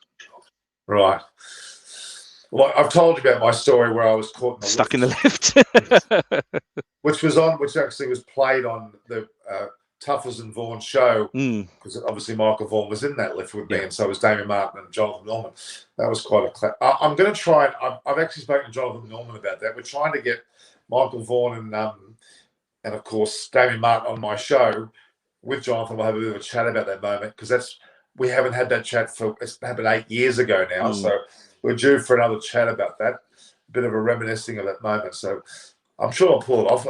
I've spoken to Jonathan Norman. He's based in England, so he works for was it Talk Sport or it's on Talk Sport is Talk Sport is the big sports radio. Yeah, he's on that. Yeah, and he's also a good journalist. Do you know who Jonathan Norman is? I've heard him on Talk Sport. Yeah. Got a good name, having the name Norman. Of course, we immediately got along when we both had the same name. I said, if I was your brother, I'd be Norman. Well, you say that actually. The father of the England footballers and Manchester United footballers, Gary and Phil Neville, their father is called Neville. So his name is Neville. Neville. Yeah. You've got to hate your parents, haven't you? How could you do that to your kids? Seriously. I actually, the girl Rapakshi, who's been on you may not have seen her, but she's done about 3 or 4 videos for me. On her passport, I was quite shocked. I got her to put together a document recently, and she wrote a name, and she said Rapakshi Sharma, but then she said, "My name's actually just Rapakshi." She said, "What do you mean?" "I've got one name." I said, "What, haven't you got a first and a last name?" "No, I've got one name." On her passport, she has Rapakshi. That's it. Oh, wow. So her parents stuffed up when she was born, and I don't know what happened, but they only put down the word Rapakshi, and that legally is her name, unless she changes it by some other means. Her name is just Rapakshi. So she filled in a document here for something and wrote Rapakshi, and of course the government agency went nuts and said, "Sorry, unacceptable, haven't got 2 names, blah, blah, blah." Well, that's what her name is. We had to produce passports, documents, and they still didn't like it. So it was hilarious. So I just said, so she's created this last name, Sharma, which is not really her last name, and she gets away with that, but it's hilarious. She only has one name. Is that she's Indian? Yes. Yeah, I was just wondering if that's not so much common, but whether people obviously in the chat have come across that, because generally in Australia and you have a first name and a second name, so I don't know whether certain people, so I don't know whether that's something that does happen. We can ask people, but I don't think it is. Yeah. I think it was a genuine stuff up, to be honest. But she's studying medicine here, and she has to fill in all sorts of paperwork I can imagine, for the university that she's got and all the other documentation. She's a very intelligent young girl. I don't think you've met her yet, but she's on my... If you go back and look for Rapuxi, she's on about 3 or 4 videos. She's actually hosted, and she's done very well. She's only 19. Anyway, she's a good kid. But yeah, only one name, Rapuxi, which is hilarious. Okay. Some interesting debate going on. Yeah, sorry, yes. Yeah, about the bowlers. Yeah. I don't know about you, but I'm not annoyed, but it's getting a bit annoying when we hear this constant barrage about Pujara and Rahane. Pujara and Rahane, get rid of them. I actually don't think. I'm not talking. I don't know how the series will pan out. I actually don't think India will drop them. I really don't, because even though Pujara hasn't scored runs lately, he's still done such an amazing job for his country. Rahane was captain only recently. He's vice captain still. He scored 100 in Melbourne, although that's a while ago now. It's still not. They're not going to drop them. If India keep winning, they're not going to drop them. No, and I think people should remember there is a very well-known adage in cricket, and that is class is permanent, form is temporary. Now, if you look at the warm-up games, etc., not tremendous. You had the World Test Championship, then the game in Durham, but basically a lot of it's been nets and just inter-club games or inter-squad games. If you look at the wickets, England will be desperate to get Pujara. They'll be desperate to get Rahane because they know that they are quality batsmen. And some of these players, sometimes you're only a couple of decent cover drives away from going back into form. Now, at the moment, England have the upper hand on them, but certainly if they play, you want to get these players out because they are stubborn. Certainly Pujara, when he gets in, you're not getting him out. He'll be there. He'll just block and block and block and block. And it's just a confidence thing. You look at Hamid that comes in. He plays a similar style of game. Got a cracking delivery from Siraj. There's a lot of pressure on the young lad. But he can come back in the next innings and then score 50 or 60. But it's going to come down to that pressure. And, Kohli and the management are saying, guys, we want you in the side. We want you to continue. Now, the question is, if you are going to drop them, who are you going to replace them with? Because you may say, okay, people are talking about Sky, they're talking about Gill, etc. in the future. Obviously, Gill's injured at the moment. But you don't want to replace Pujara with an attacking batsman because Pujara is in the squad to do a job. So you want to replace him with someone who is then going to blunt the attack. So the logical person that will come into consideration regardless is Vihari. He's someone who's also done well not long ago. He was really in the side until he damaged his hamstring. He hasn't been dropped as such. Vihari and certainly Agarwal are the ones that deserve to be put ahead. Sky will not be put ahead of any of them, and nor will Prithvi Shaw. They've come in as extras. They're not. It's going to be Agarwal and or Vihari that will be there to replace if that's what happens. But I don't think that's going to happen. At this very early stage of the match, we haven't seen England bat totally in the second innings. Who do you think is going to win? Who do you expect to be the best chance to win? The best chance at the moment is India. Yeah. Given the position and the fragility of the batting. Now, you've got Root and Bairstow, you've got Butler and Ali. Curran, he'll do a job, but might chip in with a 20, 30, 40. But those four, Root, Bairstow, Butler, Ali, they could be all out, bang, bang, bang, or each of them could put a score on the table. That's how good some of them are when they get going. But in terms of the confidence at the moment, I would look at it and say, well, based on what happened at Trent Bridge, I'd say the confidence that the Indian bowlers have, I would say India in the ascendancy. If it had been 2 down overnight, then perhaps more favouring England. It still comes back to Root's wicket. If Root goes, then I think they're in deep danger because I think then there's not no one's table batsman at this point in time. Bairstow's great. Butler's not in form. Ali's just come back in. There's a lot of pressure on those batsmen. You would imagine they would lose their wickets and therefore expose the tail, even with Sam Curran there. I still think England will struggle to get more than 250, but it all comes down to how Root goes. If Root goes early, that will be the case. If Root plays well, they've got a chance of getting more, but they won't reach 364. That's my impressions. I think the conditions will suit, even though today, I think India bowled, Siraj bowled fantastically. For God's sake, he was looking on fire, and he's had a few dismissals go against him, and a few catches haven't gone to hand. So he could have got another couple of wickets already as well. He does, but I think he's got to understand, and I think this is the emotion coming into it. Obviously, he likes his celebration by putting his finger to his mouth after the bit of chirp from Trent Bridge. But given the angle he bowls, trying to get an LBW off Joe Root, you could tell that if Michael Goff turns around and says not out, that ball's basically got to be hitting plumb because of his strike rate. Goff's success and accuracy rate is pretty high. Yeah. And both of them they weren't even umpires call. They were both clearly missing the leg stump. And now to put India down on one review, given the batsman that's still left, that could be a disadvantage to India. So Siraj just got to learn and take the emotion out of it. And obviously Rishabh Pant's got to help Kohli in those decisions. I know it's great entertainment, Kohli waiting until the last second before he goes, we go get that. But most do that. Most play a complete discussion game before they get there. I mean, but Kohli looks at all at sea. He's going. He looks at punt. He looks at the bowler. He looks at fieldsman. He seems to be desperately finding someone who can give him the confidence. And that's it. And I think I know when England with Cook and Pryor, when the DRS first came in, there was a decision to say the bowler, the wicketkeeper, and first slip really have to say yep.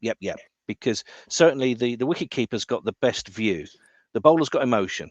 And I do enjoy listening to Stuart Broad when he's talking about it, because he does take the mickey out of himself about he's the world's worst for calling for DRSs. But the wicketkeeper will know if that's going to hit the stump. And perhaps, is this the inexperience of Rishabh Pant? Is he deferring to Kohli a bit? So Pant should have the confidence to go, honestly, that's missing leg. Yeah. Sorry, Siraj. Yeah, you bowled well, but that's missing leg. Because you never know when you start losing those reviews, whether they come back to bite you in the bum later in the innings. It could be a decision that goes against you. You've lost the reviews. And then you think, no, that was going to hit. Sometimes the umpires make a bad call. And that's really where the DRS comes in, is to stop these dodgy decisions. And I think too many teams try and get a marginal one. Yeah. Hi, no. Welcome, Naresh. Naresh. Thank you. Hi. Have you guys met before, Munchie and Naresh? No, I've seen Naresh on screen, but we've not been on screen at the same time. So pleased to meet you, sir. There you go. This is what I love about this situation. We get to have different people on. Yeah, I've only heard Norman taking your name with all the comments, So yeah. Well, he's our so I'm based man. I'm based out of a city called Pune in India, close to northwest. Bombay. Yeah, close to Bombay. Yeah. It's a 3-hour drive to Bombay. Yeah, so that's where I'm based. Follow the game of cricket very closely. Been playing a lot of cricket during my childhood. I've been to England and played cricket when I was young. So yeah. Bit of an Imran Khan look-alike. What do you reckon? Imran Khan, yeah. A little bit, yeah. The flowing locks behind Naresh, yes, very good. Yeah. I never had long hair. This is all because of the lockdown. This is all COVID lockdown. Yeah. Norman is all in front of him. You had a beard before Naresh. You had a long hair before Naresh. Don't give me that. Your hair was from the time I started coming on your shows. There's been lockdown in my city, so yeah. From the IPL days, I can't go to a barber, for God's sake. Yeah, Sydney's still shut, right, Norman? Sorry? Sydney's still shut? Well, it's almost 400 a day now, which is enormous for Sydney. It's become a bit of a nightmare, and it's got quite lethal amount of people going off to hospital and what have you. Our numbers have jumped. We've still only got 6% vaccinated. How ridiculous is that? And they're trying to brag about having, we've got 1 million vaccinations this week. I said, well, that's rubbish. We needed 25 million 6 months ago. Don't throw down our throat how good you're going. You're 6 months behind. It's terrible. It's quite frustrating. If you think about it, Naresh, in a few weeks' time, Norman won't need a barber. He'll need a sheep shearer. That beard is getting very bushy now. Yeah. It's quite incredible. It's so white. What colour's your beard, Munch? Have you got a beard? It's grey, white, and unfortunately there's a hint of ginger in there as well. So God knows where that comes from. There's no history of ginger in our family. Yeah. But unfortunately it's getting whiter and whiter, which I really find disappointing. It's age creeping up. Well, maybe you've had too many Fantas when you've got the beard and it goes an orange tint because of the Fanta you're drinking. Well, if Reg and Chris will tell you, no, I'm a Guinness addict, so that's why it's white on my head and black underneath me. Yeah. Okay, hang on. Are you saying that? Are you saying I'm a chunky pundy? Look, is that me? Or was that Munchie? Who are No, you that's talking for me. about? I'm That's for chunky me. lookalike for everyone. Yes. No, so Chunky Pandey has been a Bollywood actor in India. Oh, has So he? yeah, you see, that's pointing towards me, a Chunky Pandey lookalike. Yeah. Okay, I'm thinking chunky as in chunky weight-wise. I thought that's what I'm getting. No, that's the name of a actor. Yeah. Yeah. You know, I was just looking. while, Sorry, Norman. I'm while- just looking at the comments here. And Music Harmony Anshaman was just saying about Shiraj, Ashwin, and Broad being a nightmare when it comes to DRS. And I think every team's got their own, because obviously Shane Watson was a nightmare for the Australians. And so it's just interesting. I'm surprised that teams have not placed internal fines on players when they call for reviews that are silly ones, because you've got to try and stop it. Because I looked at the Siraj ones and I love his enthusiasm, but you look at those and you could see straight away that's going down leg. Your angle coming wide of the crease, you're bowling in duckers, great ball, but you clearly see it's going down leg. Yeah, and you know, it's time there is a serious chat with Rishabh Pant for being more aggressive in his inputs, and I think Virat and the senior guys like Rohit and Ajinkya Rahane has to trust that input. It may go wrong, but because you know, I think even Butler has been average calling those along with Root. But this is where we can say we really miss Mahendra Singh Dhoni behind the stumps. He has set a different level of the reviews, you know. So but he was also captain, wasn't he? He was also captain. So he was also the captain. Yeah. Is that a difference, Naresh, in the way of their captaining styles? Whereas MSD was brilliant but very calm, very controlled, whereas Kohli is more emotional. So of course, the bowler's very his senses are heightened, the adrenaline's pumping. I've got England's captain, and whereas MS will be right. Well, you're bowling wide of the crease, you're bowling in duckers. Are you sure? We've got a couple of seconds. Are you sure? Whereas you see Kohli, and I do love his emotion. Sometimes get carried away, but I love his emotion. And I think MSD would have been for those who'd be look. Yeah, I'm moving to leg. You're not having it. Yeah, two different personalities, extremely popular and powerful personalities on the field, you know, so that needs to be respected. But what you're saying is right, you know, MSD, you know, you could feel had better control on the things, especially when it came to these situations. But I can also look, you know, as you're saying is right. Yeah, it's Joe Root's wicket. You know, both the DRS were lost purely because Joe Root was on strike. And you have Virat, Rohit Sharma, Ajinkya Rahane all around there, you know, so that needs a little bit of a control. And then you have Siraj and Rishabh Pant averaging only 5 or 6 test matches. So, you know, all those things come in. So, I think have a look at this, guys. Time, that's in the JP Morgan Centre, and they're interviewing James Anderson, and they're using your green screens because James Anderson's head's going in and out of a white background. It's terrible. Absolutely terrible. Yeah, I'm sorry. There was just too much going on behind me, Norman. It would be too distracting. Yours is fine, but that we're talking about a professional conference. They shouldn't be in that situation, should they? Really? No. Yeah. What's wrong with having a screen behind? I don't get why they haven't got that happening. So well, I get those. Normally they have the players sitting in a chair. Hang on, let me just check. Unfortunately, my Sky screen over here has moved on to the Brentford Arsenal game, so I'm not too interested about that. Oh, it's the 100 now anyway. Yeah. I've got the 100 on, and if I'm being really honest with you, I'm not impressed. There's something I'm not getting with the 100. The graphics they're using around the screen, it looks amateurish. I don't know about you, but do you feel that? Have you seen the graphics? Yeah, I'm looking at it at the moment. Do you get my point? I can get the color scheme. They're trying to jazz it up a bit, and I'm liking the fact that it's being shown on terrestrial television. I'm liking the fact it is given, if anything, it's benefiting the women's game, because the visibility the women's get is amazing. And, you know, it's some of the household names now, and even some of the Indian players. Everyone thought that Verma was going to be the star player, but you're getting Rodriguez and Sharma are coming to the fore.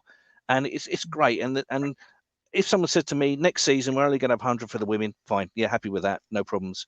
I mean, actually, that would be my thoughts. I think the 100 should be, I think the Vitality Blast should be where they play. But it's a county issue. It's about the counties.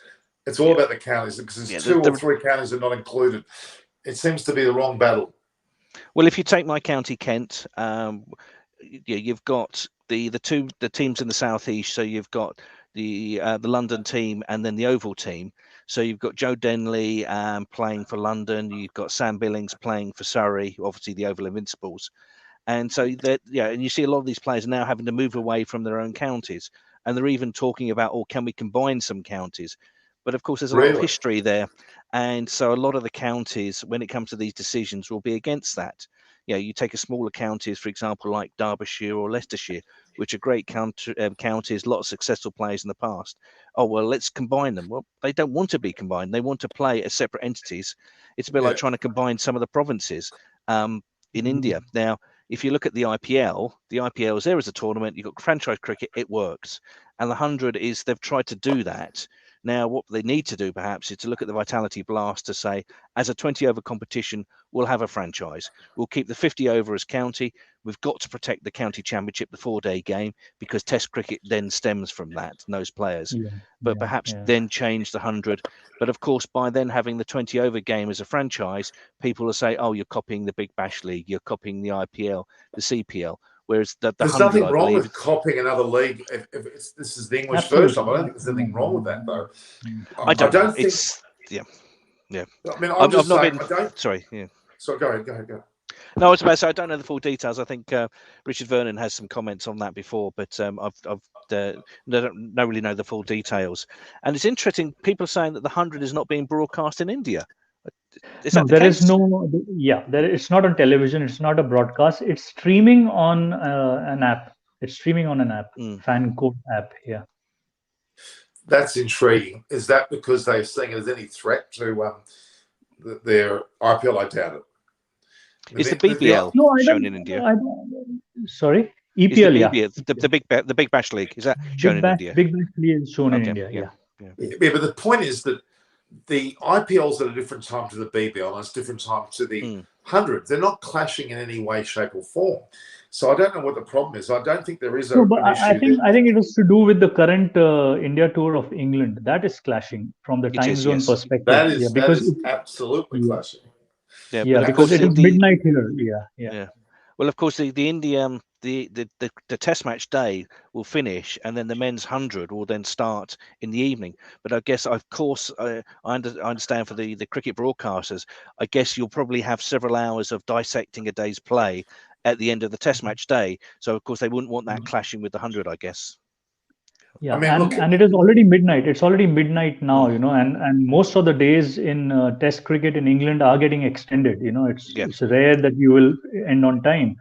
So past midnight for a broadcaster to show some game where he's already invested so much of money and he's not going to get anything back because people are going to shut the television and go to sleep. So. I mean, there's only watch cricket for 24 hours.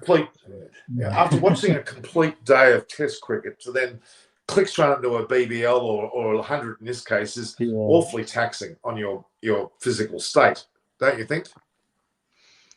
Well, if I could stay awake all 24 hours watching different forms of cricket, I would, but I'm sure my body would collapse at some stage. Yeah. I mean, I'm just as we speak, I'm uploading a James Anderson video to my. How was that? I was pretty multitasking while you were talking. I was uploading a video and putting all the graphics and everything together. I'm pretty good at that now. Yeah, I'm getting used to it. Yeah, it's just some interesting comments. People are saying Livingston, Roy, Denley, Billings. Probably not Denley. I think he's had a chance now. Roy's had a chance.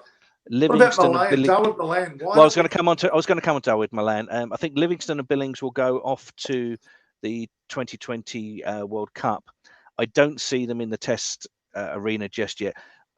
Billings perhaps has an opportunity in the future. I think Livingston needs to settle down. I think he's still seen as a smasher. He's currently smashing at the moment, 41 of 24. Malan, I would like to see. I think Malan has an opportunity. I think there is a slot there. And to me, if Hamid opens and Sibley's dropped, and they're still resting Crawley, then perhaps bring Malan in at number 3. Then obviously gives you the left-hand option as well to then annoy bowlers, because bowlers hate left-hand, right-hand combinations.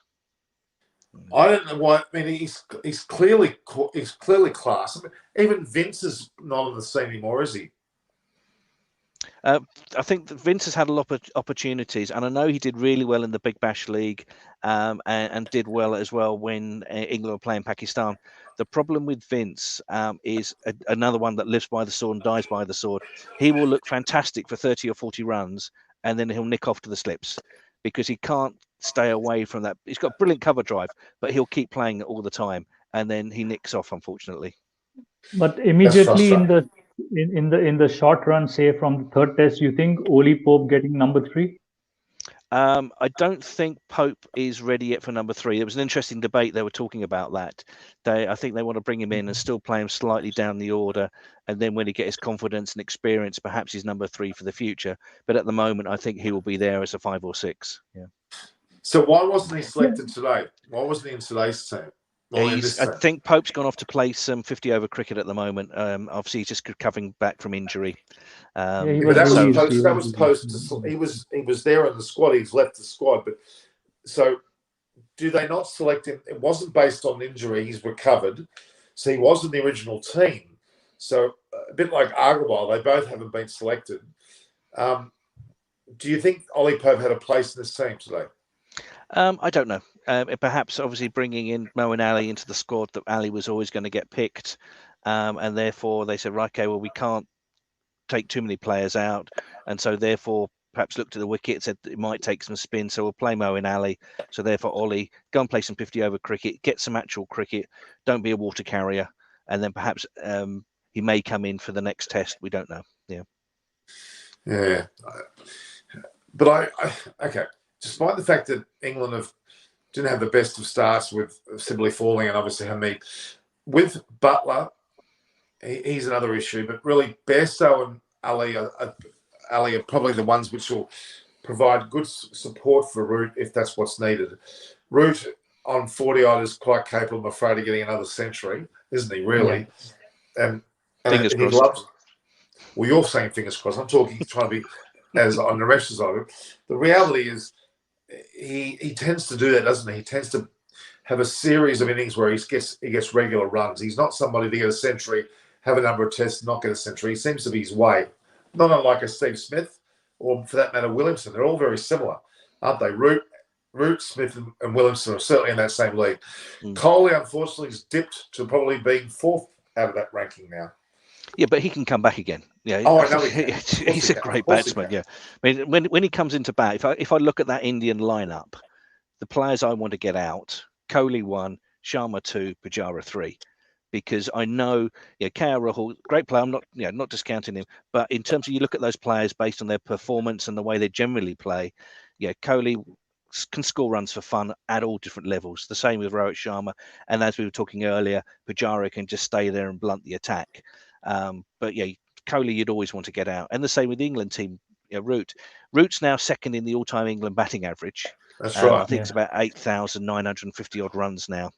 Yeah. So he's just gone past Graham Gooch. Yeah. So he's done this in 107 tests. So he's about 3,000 or 4,000 behind, or about 3,500 behind Alistair Cook, who did that in 160 tests. So you should think that Root should beat that target. Which is quite amazing, because I always thought Alistair Cook's record was going to be hard to beat, but it's funny. I mean, I looked at the top 10 England run scorers. Not one of those top 10 batsmen have got a batting average near 50. No, Root's the nearest, I think 49.2, something like that. That's not very good, is it? That's not a very good stat, because in Australia, a number of batsmen have got over 50 batting average. Why do you think that is? 49.36. I don't know. Certainly, England playing a lot of cricket, perhaps not performing as well in the subcontinent. Certainly, when it comes to India, Joe Root's got a great record, but some of the other players struggle. Joe Root has done well overseas. He's done well. Sri Lanka, he did well at the beginning of the year. Yeah. But I'm just talking the top 10 ever in England. None of them have got more than 40s as a batting average, which, in fact, is there some in the 50s at all? I'm wondering. I just have to wonder about that. I'd have to go through the Cricket Info stats. Yeah. Well, the top 10 are not in the, above 40, which I was a bit shocked about, actually. I thought there would have been some in there. There are players, if you go back in the yesteryear, like I think Barrington and Sutton, or I think it's Sutcliffe or whatever. I'm not sure. There's a number of names, and Barrett was one of them. And Len Hutton. Len Hutton's another. Yeah. He's English. They've got batting Yorkshire, averages of 55, 60, but they haven't scored as many runs. Well, no, they wouldn't have scored as many runs because they wouldn't have played as many games. Because obviously back then they weren't squeezing all the tests in at the same period. But you look at some of the other players in that list, and you look at the times that they played. For example, Boycott and Gooch would have been facing the fearsome West Indian attack, and people were lucky to score 20 runs and 30 runs, let alone 50 or 60. Yeah, but I agree. Yeah, you'd like to say in modern days we should have players with a 50, in excess of 50. And I hope that Joe Root gets there. He was over 50 for a while, then had a bad run of form, but I think he's coming back into that now, and he's 49.36 at the moment. He may well get over 50 by the end of the series if his current form continues. But I mean, a number of the Indian batters, I mean, Kohli's one of them. They've got batting average well over 50. Oh, yeah. And the Australian guys, even I think War and even I'm not sure about Michael Clark, but a number of the Australian batters have got batting average over 50 as well. Interesting, isn't it? I was about to say, sorry to interrupt you there, Norman, was if you look at the conditions that those players batted in. Now, if you take the Australian wickets, and then in particular, is they are hard and bouncy, but generally they're true, and there's not a lot of deviation to the side. So if you can get in, you can score runs.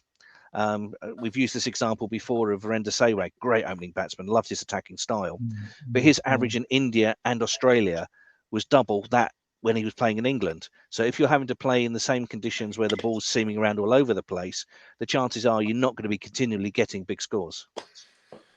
No, but it's still a bit of a benchmark of a great or a legend of a definitely. team. I would have expected someone in the top 10 other than Root to have gotten there, but surprisingly it hasn't. Yeah. Ian's asked about Andrew Strauss. Is he a great? Yeah. Great leader of England cricket. Whether you could say he's a great in terms of the top players, is he the same as Alistair Cook, Jeff Boycott, Gooch, Root? I don't know, but certainly Strauss is a good player. Yeah, I would have thought out of all the openers of that era, even Trescothic, I thought if he was one that could have been a great, but had his career stopped short because of a mental problem. But it was a mental illness, wasn't it? Yeah. And you talk to players, and they so many of them admired Trescothic. It was his attacking style as well. Yeah, he really went after the bowlers, and a bit like Jonathan Trott, obviously just cut down by just having problems with travelling. And it's just interesting now that the mental health is now coming to the fore. When perhaps people don't realise the pressures that are being placed on these players, which gives me even more admiration for most of the Indian team, because given the conditions they must have playing at home, you've got a sports mad nation. And it was interesting that some of the players talking about the time that they spent in England. Well, it's great because they've been able to walk the streets with the family and just have a holiday, whereas you can't do that in India. Sorry, Naresh. Yeah, because they've gone into bio bubble. I think beginning of August 2020, because they started off with IPL, after the break. So that is when they have started getting into bio bubble and keep moving around. So those 2 weeks which they got in England would have been really refreshing for them, and that's where it's BCCI has made it mandatory for the families to travel with them, because it is indeed works. And these are the things which need to be considered when we are talking. Pujara is having a lean patch, Rahane is having a lean patch. Give them that break. You have options. The Indian fans and media are relentless on those guys. Absolutely relentless. Yeah, I love that passion. When we visited the country, it was just cricket everywhere. Any waste ground, there was a game of cricket in the street. There's a game of cricket. On the street. You don't see that here in England. Oh, I loved it. Yeah. I mean, in the old days, we used to play street cricket in Sydney all the time, but we just don't do that anymore. I don't see kids playing on quiet back streets at all, which is sad. Really is sad. And why is that? Is it because we're too OH&S worthy? We've got too many rules about doing things on the streets. And in the old days, we used to all play on the street, and the cars used to just slow down and watch you and then go. Now they probably go rampaging through and wouldn't understand that. They probably knock you over and think it's your fault. You're on the street. perhaps there's too many cars, but I'd love the passion of the country. But of course, where some of these players can't move around, I think Sachin used to say he used to love coming to London because he would take his son to the MCC centre, the indoor centre, but also he could then drive his car, and even when he was back home in Mumbai, if he could only drive his car in the middle of the night, because if he went out during the day, he would get swamped. But that's the passion of the supporters. Yeah, they love their players. Yeah. Same thing. I think recently Virat Kohli. So Virat Kohli and Anushka was in a pub near us. This is a long time ago. This is 5 or 6 years ago. And they had a beer and had a drink with us, and we were involved. They were just casually in this pub because they had a place around the corner. Yeah. And his interview, I think during the first test, he's given an interview to Sky Sports. I think Dinesh Karthik was interviewing. He's mentioned those things, how, for him, just going out for a walk on the street is today so important, because he can't do that back home. So that's what he's looking forward to go out for a walk. Well, it's interesting. Sangakkara has basically got himself in England. He's living there now permanently. Not only because he's MCC chairman relationship, but he loves England. You've got Michael Holding living there permanently, haven't you? And we're just getting some notes that Sourav Ganguly spends his summer in England as well. Apparently he's got a home near Lords that he lives at. So yeah, there's a lot. A lot of it's almost like England's an oasis for a lot of the subcontinent players, and for that matter, Australian players as well. You seem to be quite anonymous, which I do feel sorry for them if they're always in the public eye. They're always being harassed for their autograph, but at the same time, you live by the sword, die by the sword. You've got to actually understand that's your life, isn't it? You can't you can't stop the people coming up to you and asking you, because that's who you are. That's who you've become, and you've made a lot of money on it. So you can't just. It's annoying, but you've got to take they've got to take it as a part of their day. They know at some stage someone's going to come up to them and ask for an autograph. They should say, "Thank you, no worries, bang, do it, be nice, and move on." They should never shirk that. Do the players get, perhaps Naresh knows, do the players get media training on how to handle and public relations, etc., and how to handle the situations? Maybe because they have so much of even brand endorsements happening. I'm sure there is they are managed by professional sports management companies who look after these assignments. And so I'm sure they go through a lot of internal training and discussion on how these things need to be handled, especially when it comes to non-cricketing discussions and the brand endorsements. But cricket interviews, maybe there would be a session around from BCCI's perspective on the game-related interviews. But yeah, there is a lot of support from the all aspects of sports management, as they call it. Celebrity management. Australia, we're pretty good. We don't necessarily harass our sports people. We tend to think it's not cool to go up to them. So I live in Coogee, which I think I mentioned many a time, and they all live here. Rugby league, cricket, television people, they all live around my way. And you've got, at the local cafes, you've got Dave Warner and his wife all the time. You'll have Smith, Moses on Reeks. They're all here. Shane Watson, they're all here at some stage or another. They've got houses here. But now with IPL, they have gone through that in India now due to IPL. Franchisees, they have to go and do some endorsements on behalf of the franchisees during the IPL. You see all these cricketers doing that. So that's a good experience for them also. On things that happen in India when it comes to a cricketer's life. Yeah, I'm getting asked questions about why I'm not posting. Not allowed. We're not allowed to. I'm not allowed to publish the Indian press releases, and I'm getting a lot of questions about it because the BCCI have become very strict.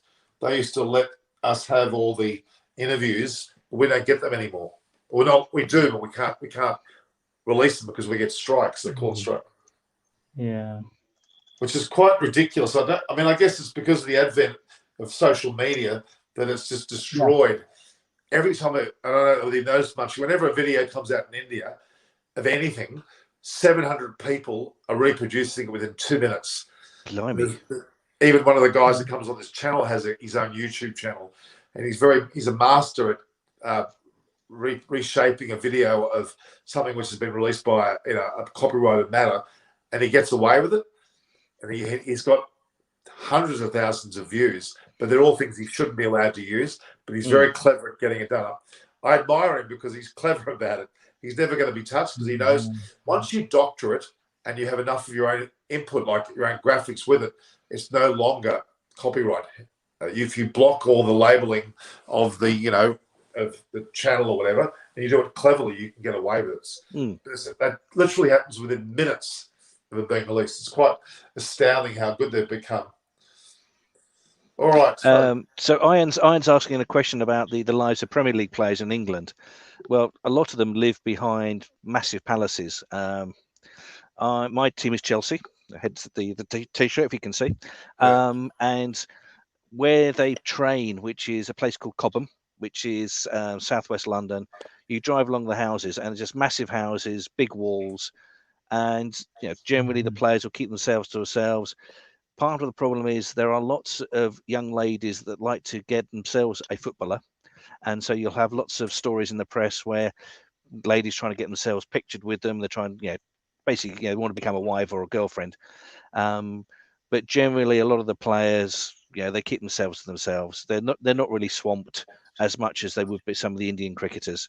I mean, certainly, if I don't know how, well, let's just assume if a Chennai Super Kings player went to Mumbai and was walking the streets of Mumbai, would they get swamped? Whereas if you get some players, if you get a player from Manchester United come into London and he's walking around the King's Road with the Chelsea area, people go, they'll take a distant photograph of someone. But I think the passion for cricket in India is far greater than the football that we have here. It's very tribal, linked to our teams. But you said before, Naresh, about bio bubble. India have got a permanent bubble around their players. Let's be honest. I mean, the players are never out of the bubble. They don't walk the streets freely under any, whether it's COVID or no COVID. They've got a permanent bubble, haven't they? Really? Yeah, too much of a restricted life. Yeah, but that's what the fame gets them. So. I'll tell you a story, Norman. 2007, I was in the West Indies for the Cricket World Cup, and I was staying in St Kitts. I knew the manager of a hotel there, and I was staying with him in the next door to the Marriott on St Kitts, and that's where all the four teams. So you had Australia, South Africa, Scotland, and the Netherlands. So me and my mate, we go around drinking the bar, and you see some of the players around. But you'd wait for your moment. So if, for example, a player was in a group with other players, you didn't go and bother them, or if they're deep in conversation with their family, etc., you didn't go and bother them. The one player I never went up to was Adam Gilchrist because I was so in awe of him. I thought he was a great player. But perhaps the nicest guy I came across was Nathan Bracken. Now, Reg will tell you I'm not the tallest person. I'm 5'7" at a push. But Nathan Bracken, of course, he's up there, 6'7", 6'8", and I'd asked for a photograph with him. He said, "Yeah, no problems." And his girlfriend was taking the photograph, and of course, the height differential was tremendous. Yeah, you couldn't get us both in, and he actually dropped down to my level so we can both get in the photograph. And I think these are normal people, and if you approach them at the right time, then they're more than happy for a photograph or an autograph. I think part of the problem is if you just suddenly swamp them and just throw a phone in their face or an autograph book, that's a bit disheartening for these people.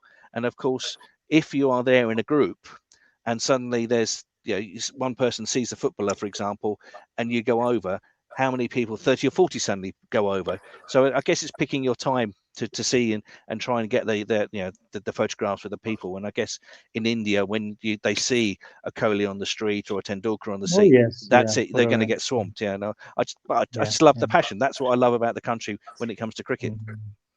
It's funny you mentioned Adam Gilchrist. He's the sort of person, if you were to live with him, Munchie, he would start the conversation. He's extremely friendly.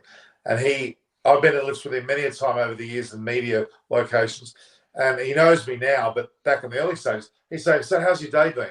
He'd just come out and start talking to you. And you'd be a little bit, "Oh, hello." You'd be shocked.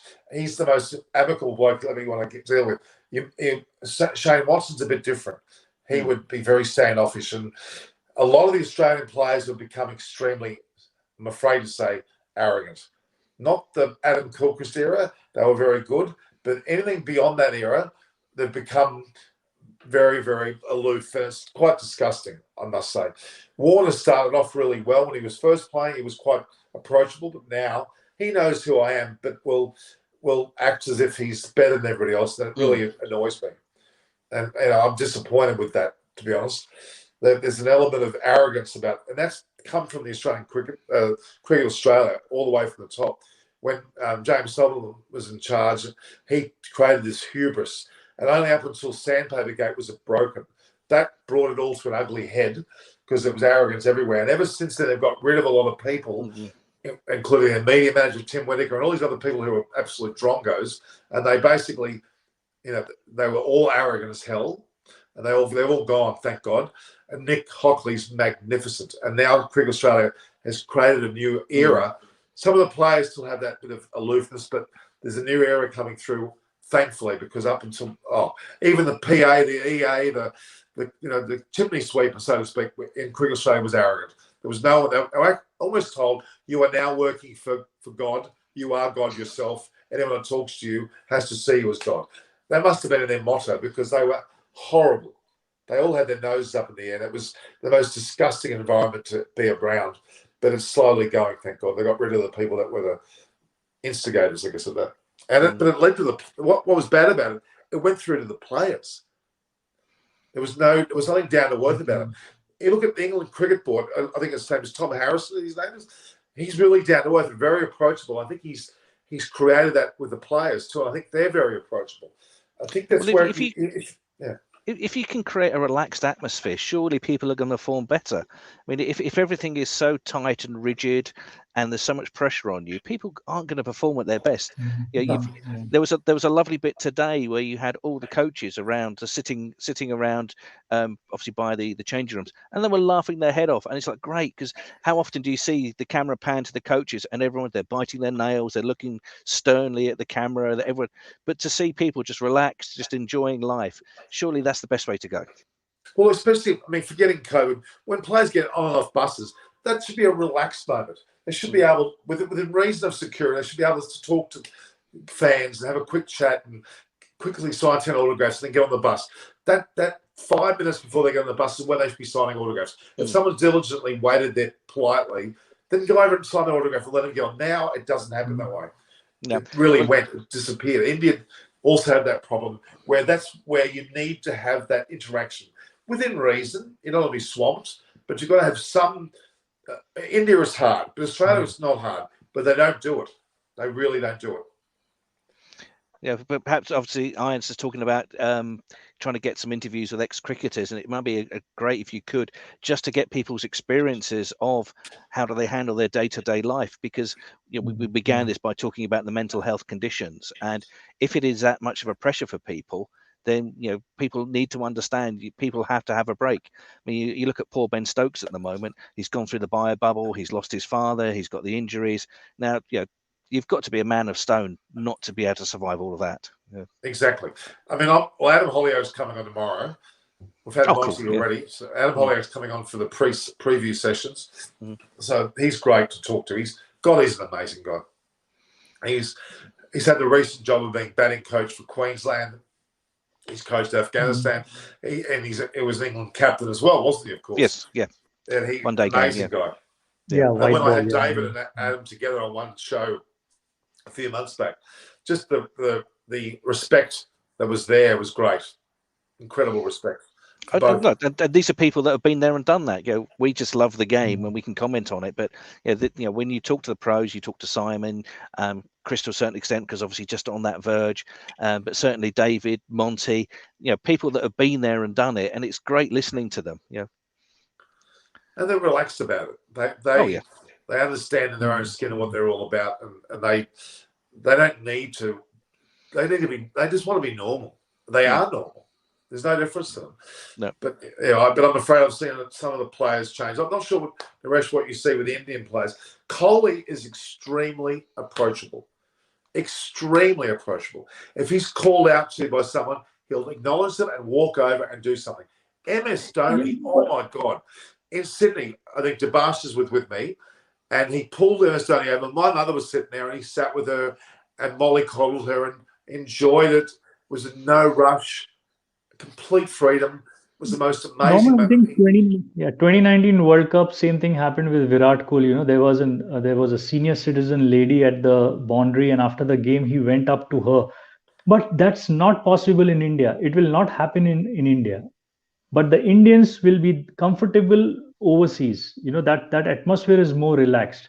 Here they are cordoned up. There are hundreds of security. They cannot just go out and meet the fans. You know, during the game this way, the way we have seen happen in UK or in Australia. It's not possible in India. It's sad, isn't it? It really is sad. Munchie, there's a question for you. Yes, they are. Yes, they are. What are the prices? Obviously, you have a range of prices depending on where you want to sit. Last time I went to Lords, about 5 years ago, it was £100 for the day. I think that's well above that now. And that's without your food and drink. What I saw on the Lord's website, this test match, I think it was starting from 85 going up to say 180, 190. Only thing, I got a mailer today. The 5th day ticket has just opened up. Monday, it's a working day. The tickets have opened up just for £20. So 5th day, probably we could see a full 5-day test. Yeah. And the interesting thing is, at those prices, there is still a ballot. Because demand is greater than supply. Certainly for India tests, Australia tests, New Zealand, probably South Africa. Just probably say no.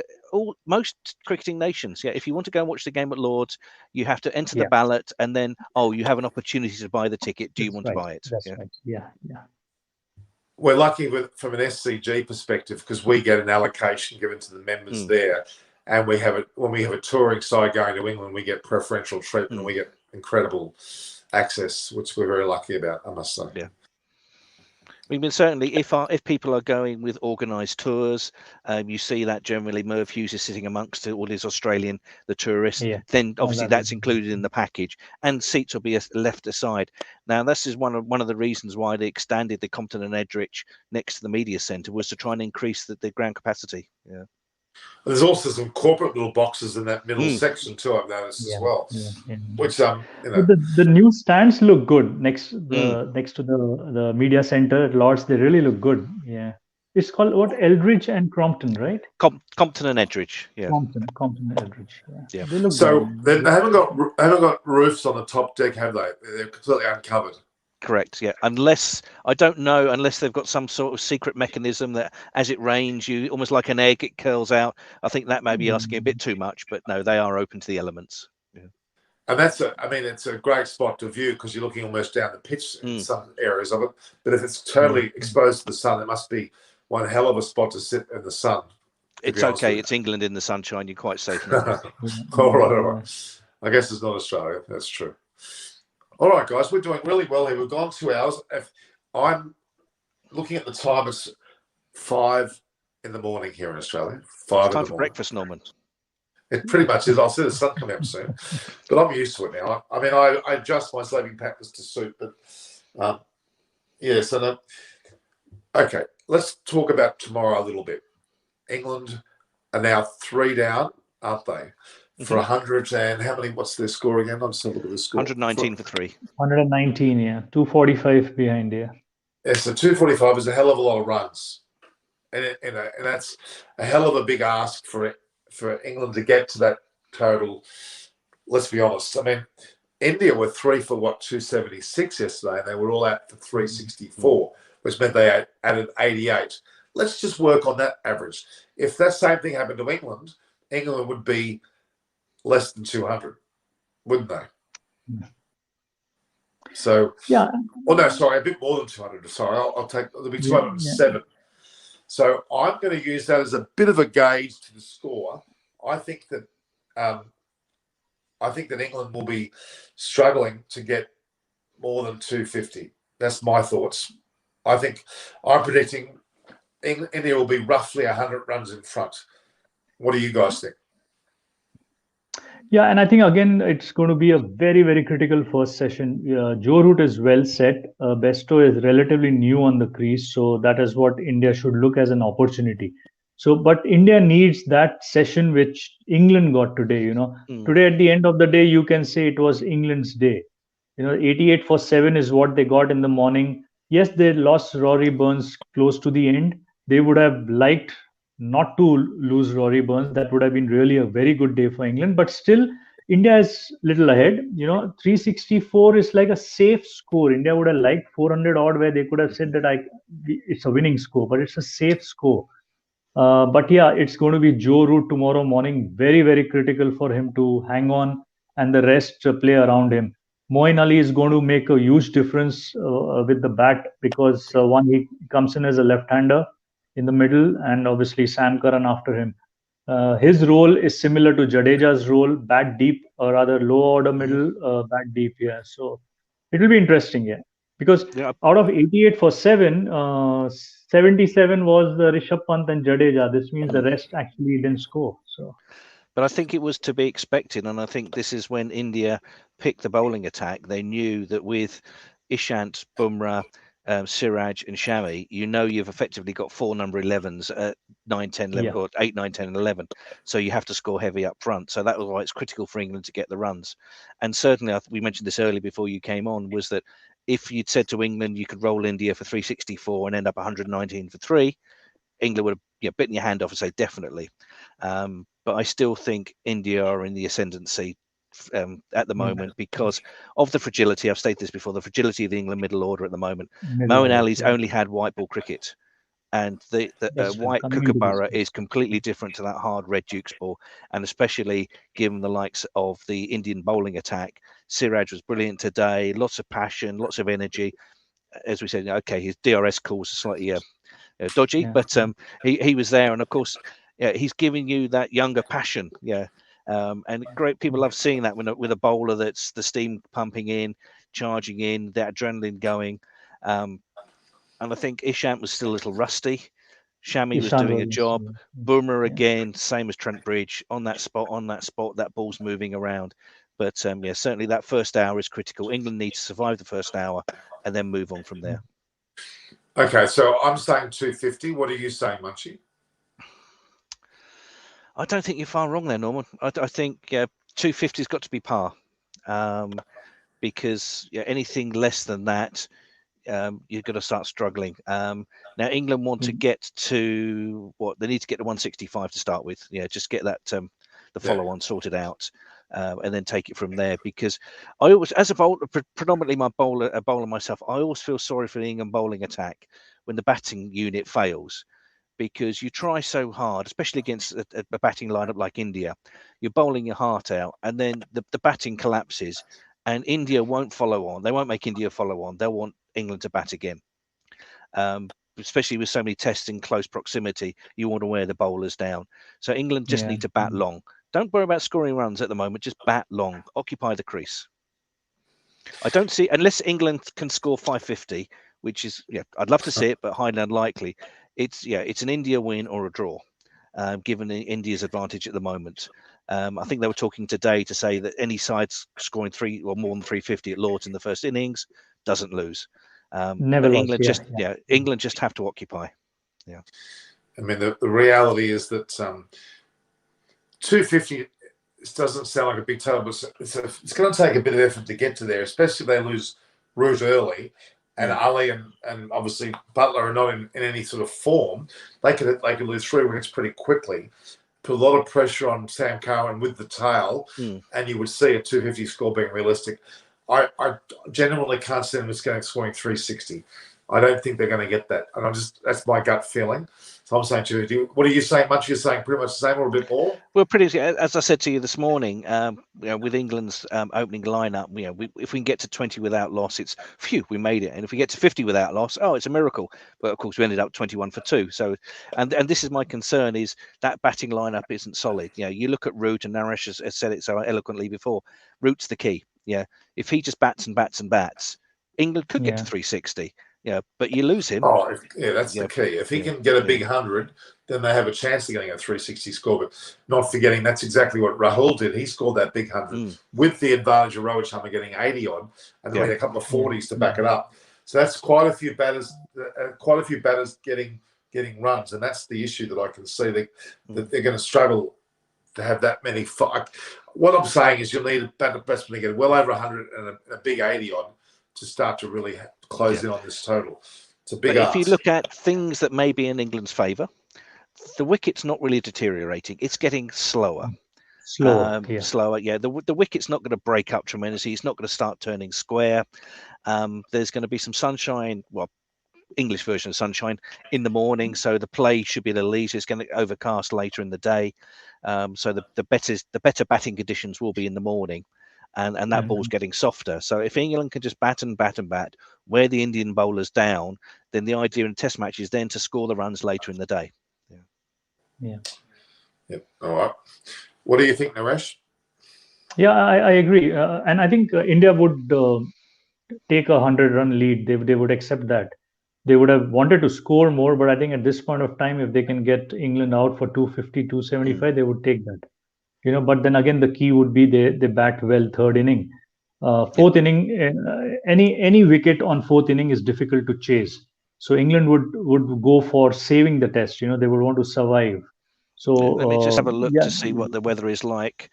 Sunday is predominantly cloudy, and Monday is just about the same. Now, we may get an odd shower, a bit like we did on the first day, but I think pretty much it's going to be dry for the next 3 days. Yeah. All right. So that's but dry but overcast, though. You're saying, aren't you? It won't be clear skies dry. No, it'll be swinging. Yeah.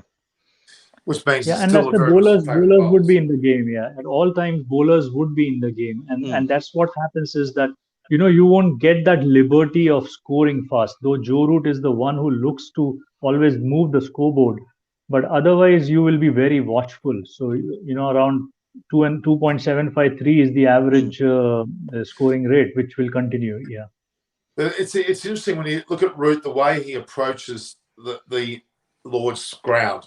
He plays a lot of balls cleverly through. Well, he plays them through third man and around point. He knows the way to play, especially down the hill. He knows where the percentage shots are. And that's where Coe put Jadeja. Yeah, they put Jadeja out to backward point to stop Root scoring all those runs. Root waits for the ball to come on, a bit like Williamson, and then plays that ball late. Yeah, if you keep bowling outside the off stump, that he's just going to score runs. He may well get out occasionally, but he will score runs quite a lot through there. All right, so I'm saying 250. You're saying approximately. You're saying 250, Munchie. What are you saying, Naresh, again? We're all going 250. That's all. It's almost like we're taking cheat notes into the exam or something. I think it's my nervousness of the England batting lineup. I think Irons made a comment here about English fans don't deserve the poor top order. Yeah, the players are struggling. They wouldn't have been picked if they don't score runs. But I just think when you compare the Indian batting lineup to the English batting lineup, you know where the strength is. Yeah, that's true. And even when you compare the bowling lineup, I would say obviously Anderson is better than some of the Indian bowlers, but when you look at the bowling lineup overall, I think the Indians are shading it as well. So overall, you would say that the Indian team is a stronger team at the moment. Yeah, because it's boiling down to obviously Anderson. Robinson is relatively new, but he's doing well. But the second when the change happens, Sam Curran has been average. Mark Wood is fast, but only today he got wickets. Yesterday he was wicketless. So I think that you need that partnership of bowlers and to back up your, the front end bowlers. So yeah, in the end, it's all boiling down to Anderson, and that's not going to be easy. Anderson is not going to play all the 5 tests, So yeah, Root with the bat and Anderson with the ball to survive for 5 tests. Someone else has to step up. Yeah, this is where obviously England are missing Chris Woakes, because in the English conditions, Chris Woakes is an excellent all-rounder. He'll get that ball moving with a late outswing and a solid batsman there. We won't see Broad again. Obviously, Archer's out, so England will be having to look at the reserves. You may see Craig Overton. Somebody was commenting earlier about Craig Overton. Yeah. There is some backup there, and people have an opportunity. There's plenty of backup because players now, players now will be looking to try and get into the team to try and get themselves penciled in for the Ashes tour, because people will want to be on that tour. Yeah, on that tour, correct. Yeah. So Anderson took a 5 in this innings. He took a 5 for the first test as well, didn't he? Yeah. Wow, it's pretty damn impressive. Yeah. It is extremely impressive. It's 5 consecutive test matches. That's a huge effort, really. I mean, I know the conditions will favour him, and you give him a Duke's ball and overcast conditions, and he can make the ball talk. I think people were commenting in the first test, certainly in the early innings or the early overs of the Indian innings, Anderson was a little bit too short, but once he got his length sorted out, then obviously he got the Kohli first bowler, etc. But it's that late swing. And of course, he's now developed. He can do the in-swinger with the same action. He's getting the wobble seam. And he's a player that just keeps going on. He loves the game, and to us, obviously, he's a legend. You know, he's scored so many, not score, but got so many wickets. But it's the way he just keeps going, and he's got to wake up in the morning and feel the aches and pains. But he just, people were saying that he had a stiff thigh, but apparently he was doing some runs this morning, see how he felt. No, just gets on with it. And I think it's longevity that is just amazing. That's I'm in awe of it. I think James Anderson knows his days are numbered. I think he knows his days are numbered. He knows he has 12 months or so. He's trying to cram everything he can into it.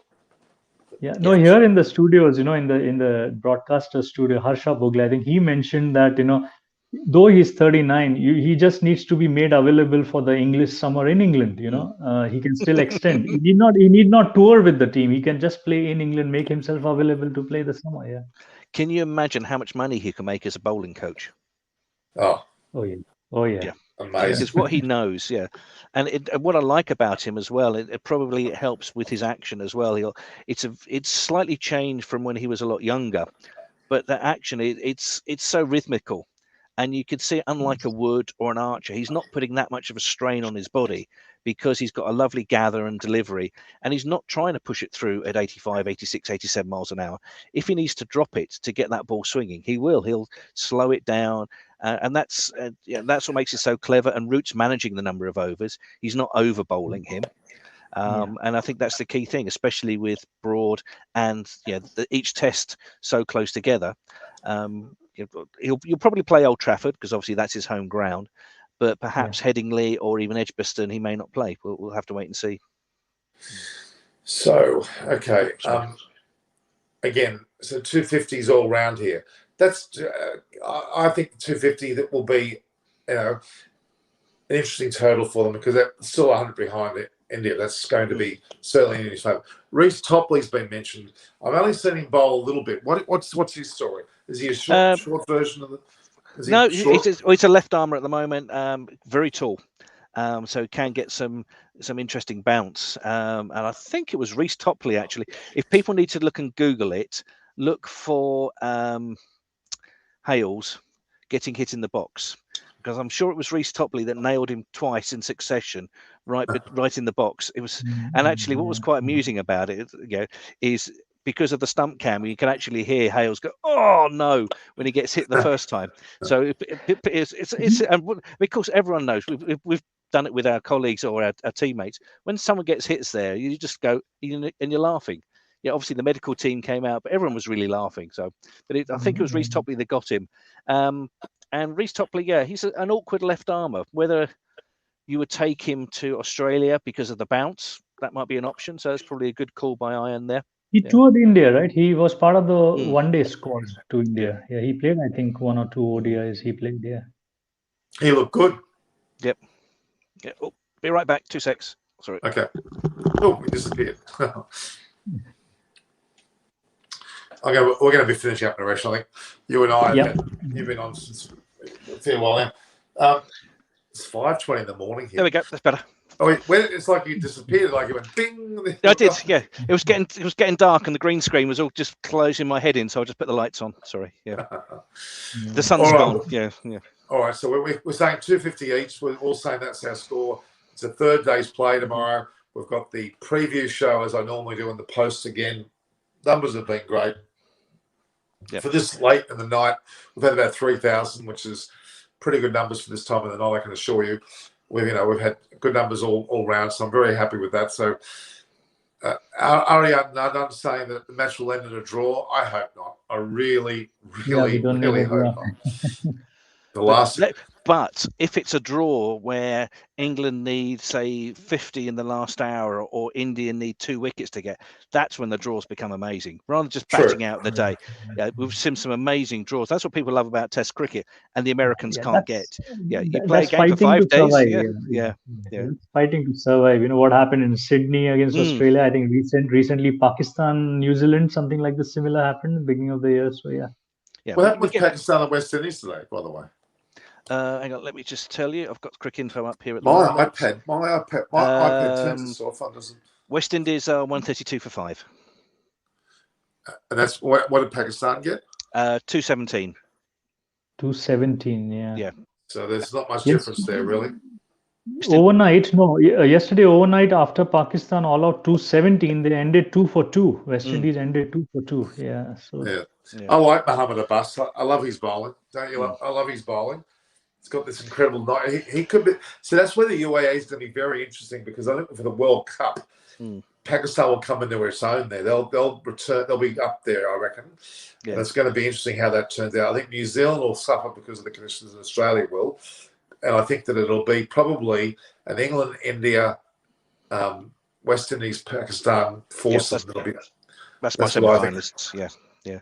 It was interesting because I was listening in while working this morning, and you were having the conversation with Qriket about the difference in terms of India had all the batsmen and Pakistan had all the bowlers. You had Wasim and Waqar, etc. And I think, surely the subcontinent, all the wickets are the same. Why does Pakistan have all the great fast bowlers and India have all the great batsmen? Obviously, Pakistan had some great batsmen as well, but it just seemed the great fast bowlers were coming out of Pakistan at the time. Well, that northern, let's call it northern India, Pakistan region. India, I'm surprised that India didn't go searching around Unrich and above more often for their bowlers. They seem not to do that. They seem to be predominantly south of there. They got their players from, and they never had pace. So really, that getting down from the Himalayas or getting out of the mountains, the wickets in Pakistan were always faster, and there was more bounce. And and they're extreme north. Our north in India, probably Punjab, Delhi are the known cities where there was a lot of cricket at that time. Now, obviously, it's getting cricket has gone deeper into smaller towns. But that time it was like the huge difference. Why? And there were questions asked within also that how come India is not getting fast bowlers and Pakistan is getting so many fast bowlers? Interesting question for you, Naresh. Obviously, Dennis Lillee started his fast bowling school it was in Madras originally started, but it's obviously now Chennai. Yes. How many of the test bowlers are now coming through that school or coming from that school, please? So it was MRF. I think they were the ones behind that MRF Pace Foundation, and there were quite a few at one time. I think the likes of Atul Vasan and Salil Ankola and all, they all played under Dennis Lillee and got trained. Now it is more the NCA, the National Cricket Academy, which is run by Rahul Dravid. That's the focus is all there. Yes, Dennis Lillee Academy is also nurturing the grassroots fast bowlers, but it is more focus of what's happening in the NCA and the players coming through that, because I think Rahul Dravid has put a good structure around domestic cricket and the grassroots going up to the under-19s and the India A. So there's more focus. But there was a phase where everything was around the MRF Pace Foundation. I think even McGrath supported it for a while after his retirement. He did. Actually, I was about to say that Lillee, that McGrath took over, and Jeff Thompson. If you look at my interview I had with Jeff Thompson back at the test at the Gabba, he was in the car having a chat. He was claiming that Shardul Thakur was his baby, that he was responsible for Shardul Thakur, and apparently he did coach him. Whether he was totally responsible was another thing, but Jeff Thompson had a bit of a go there as well. And Alan Mullally wants to go with me to the Punjab region. Punjab, and get that sort of little thing going in the future as well. Not that I'll be the bowling coach, he will be, but that'll be a different story. There is a bit of a comment here. Come on, what about Zahir Khan, Kapil Dev, and Irfan Pathan? There were a few, yes. There were a few. And RP Singh was another one that was pretty good.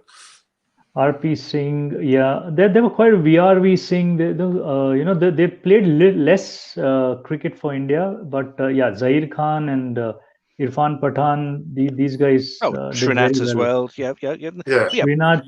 Srinath and Prasad, they were the pair, opening bowling pair for India.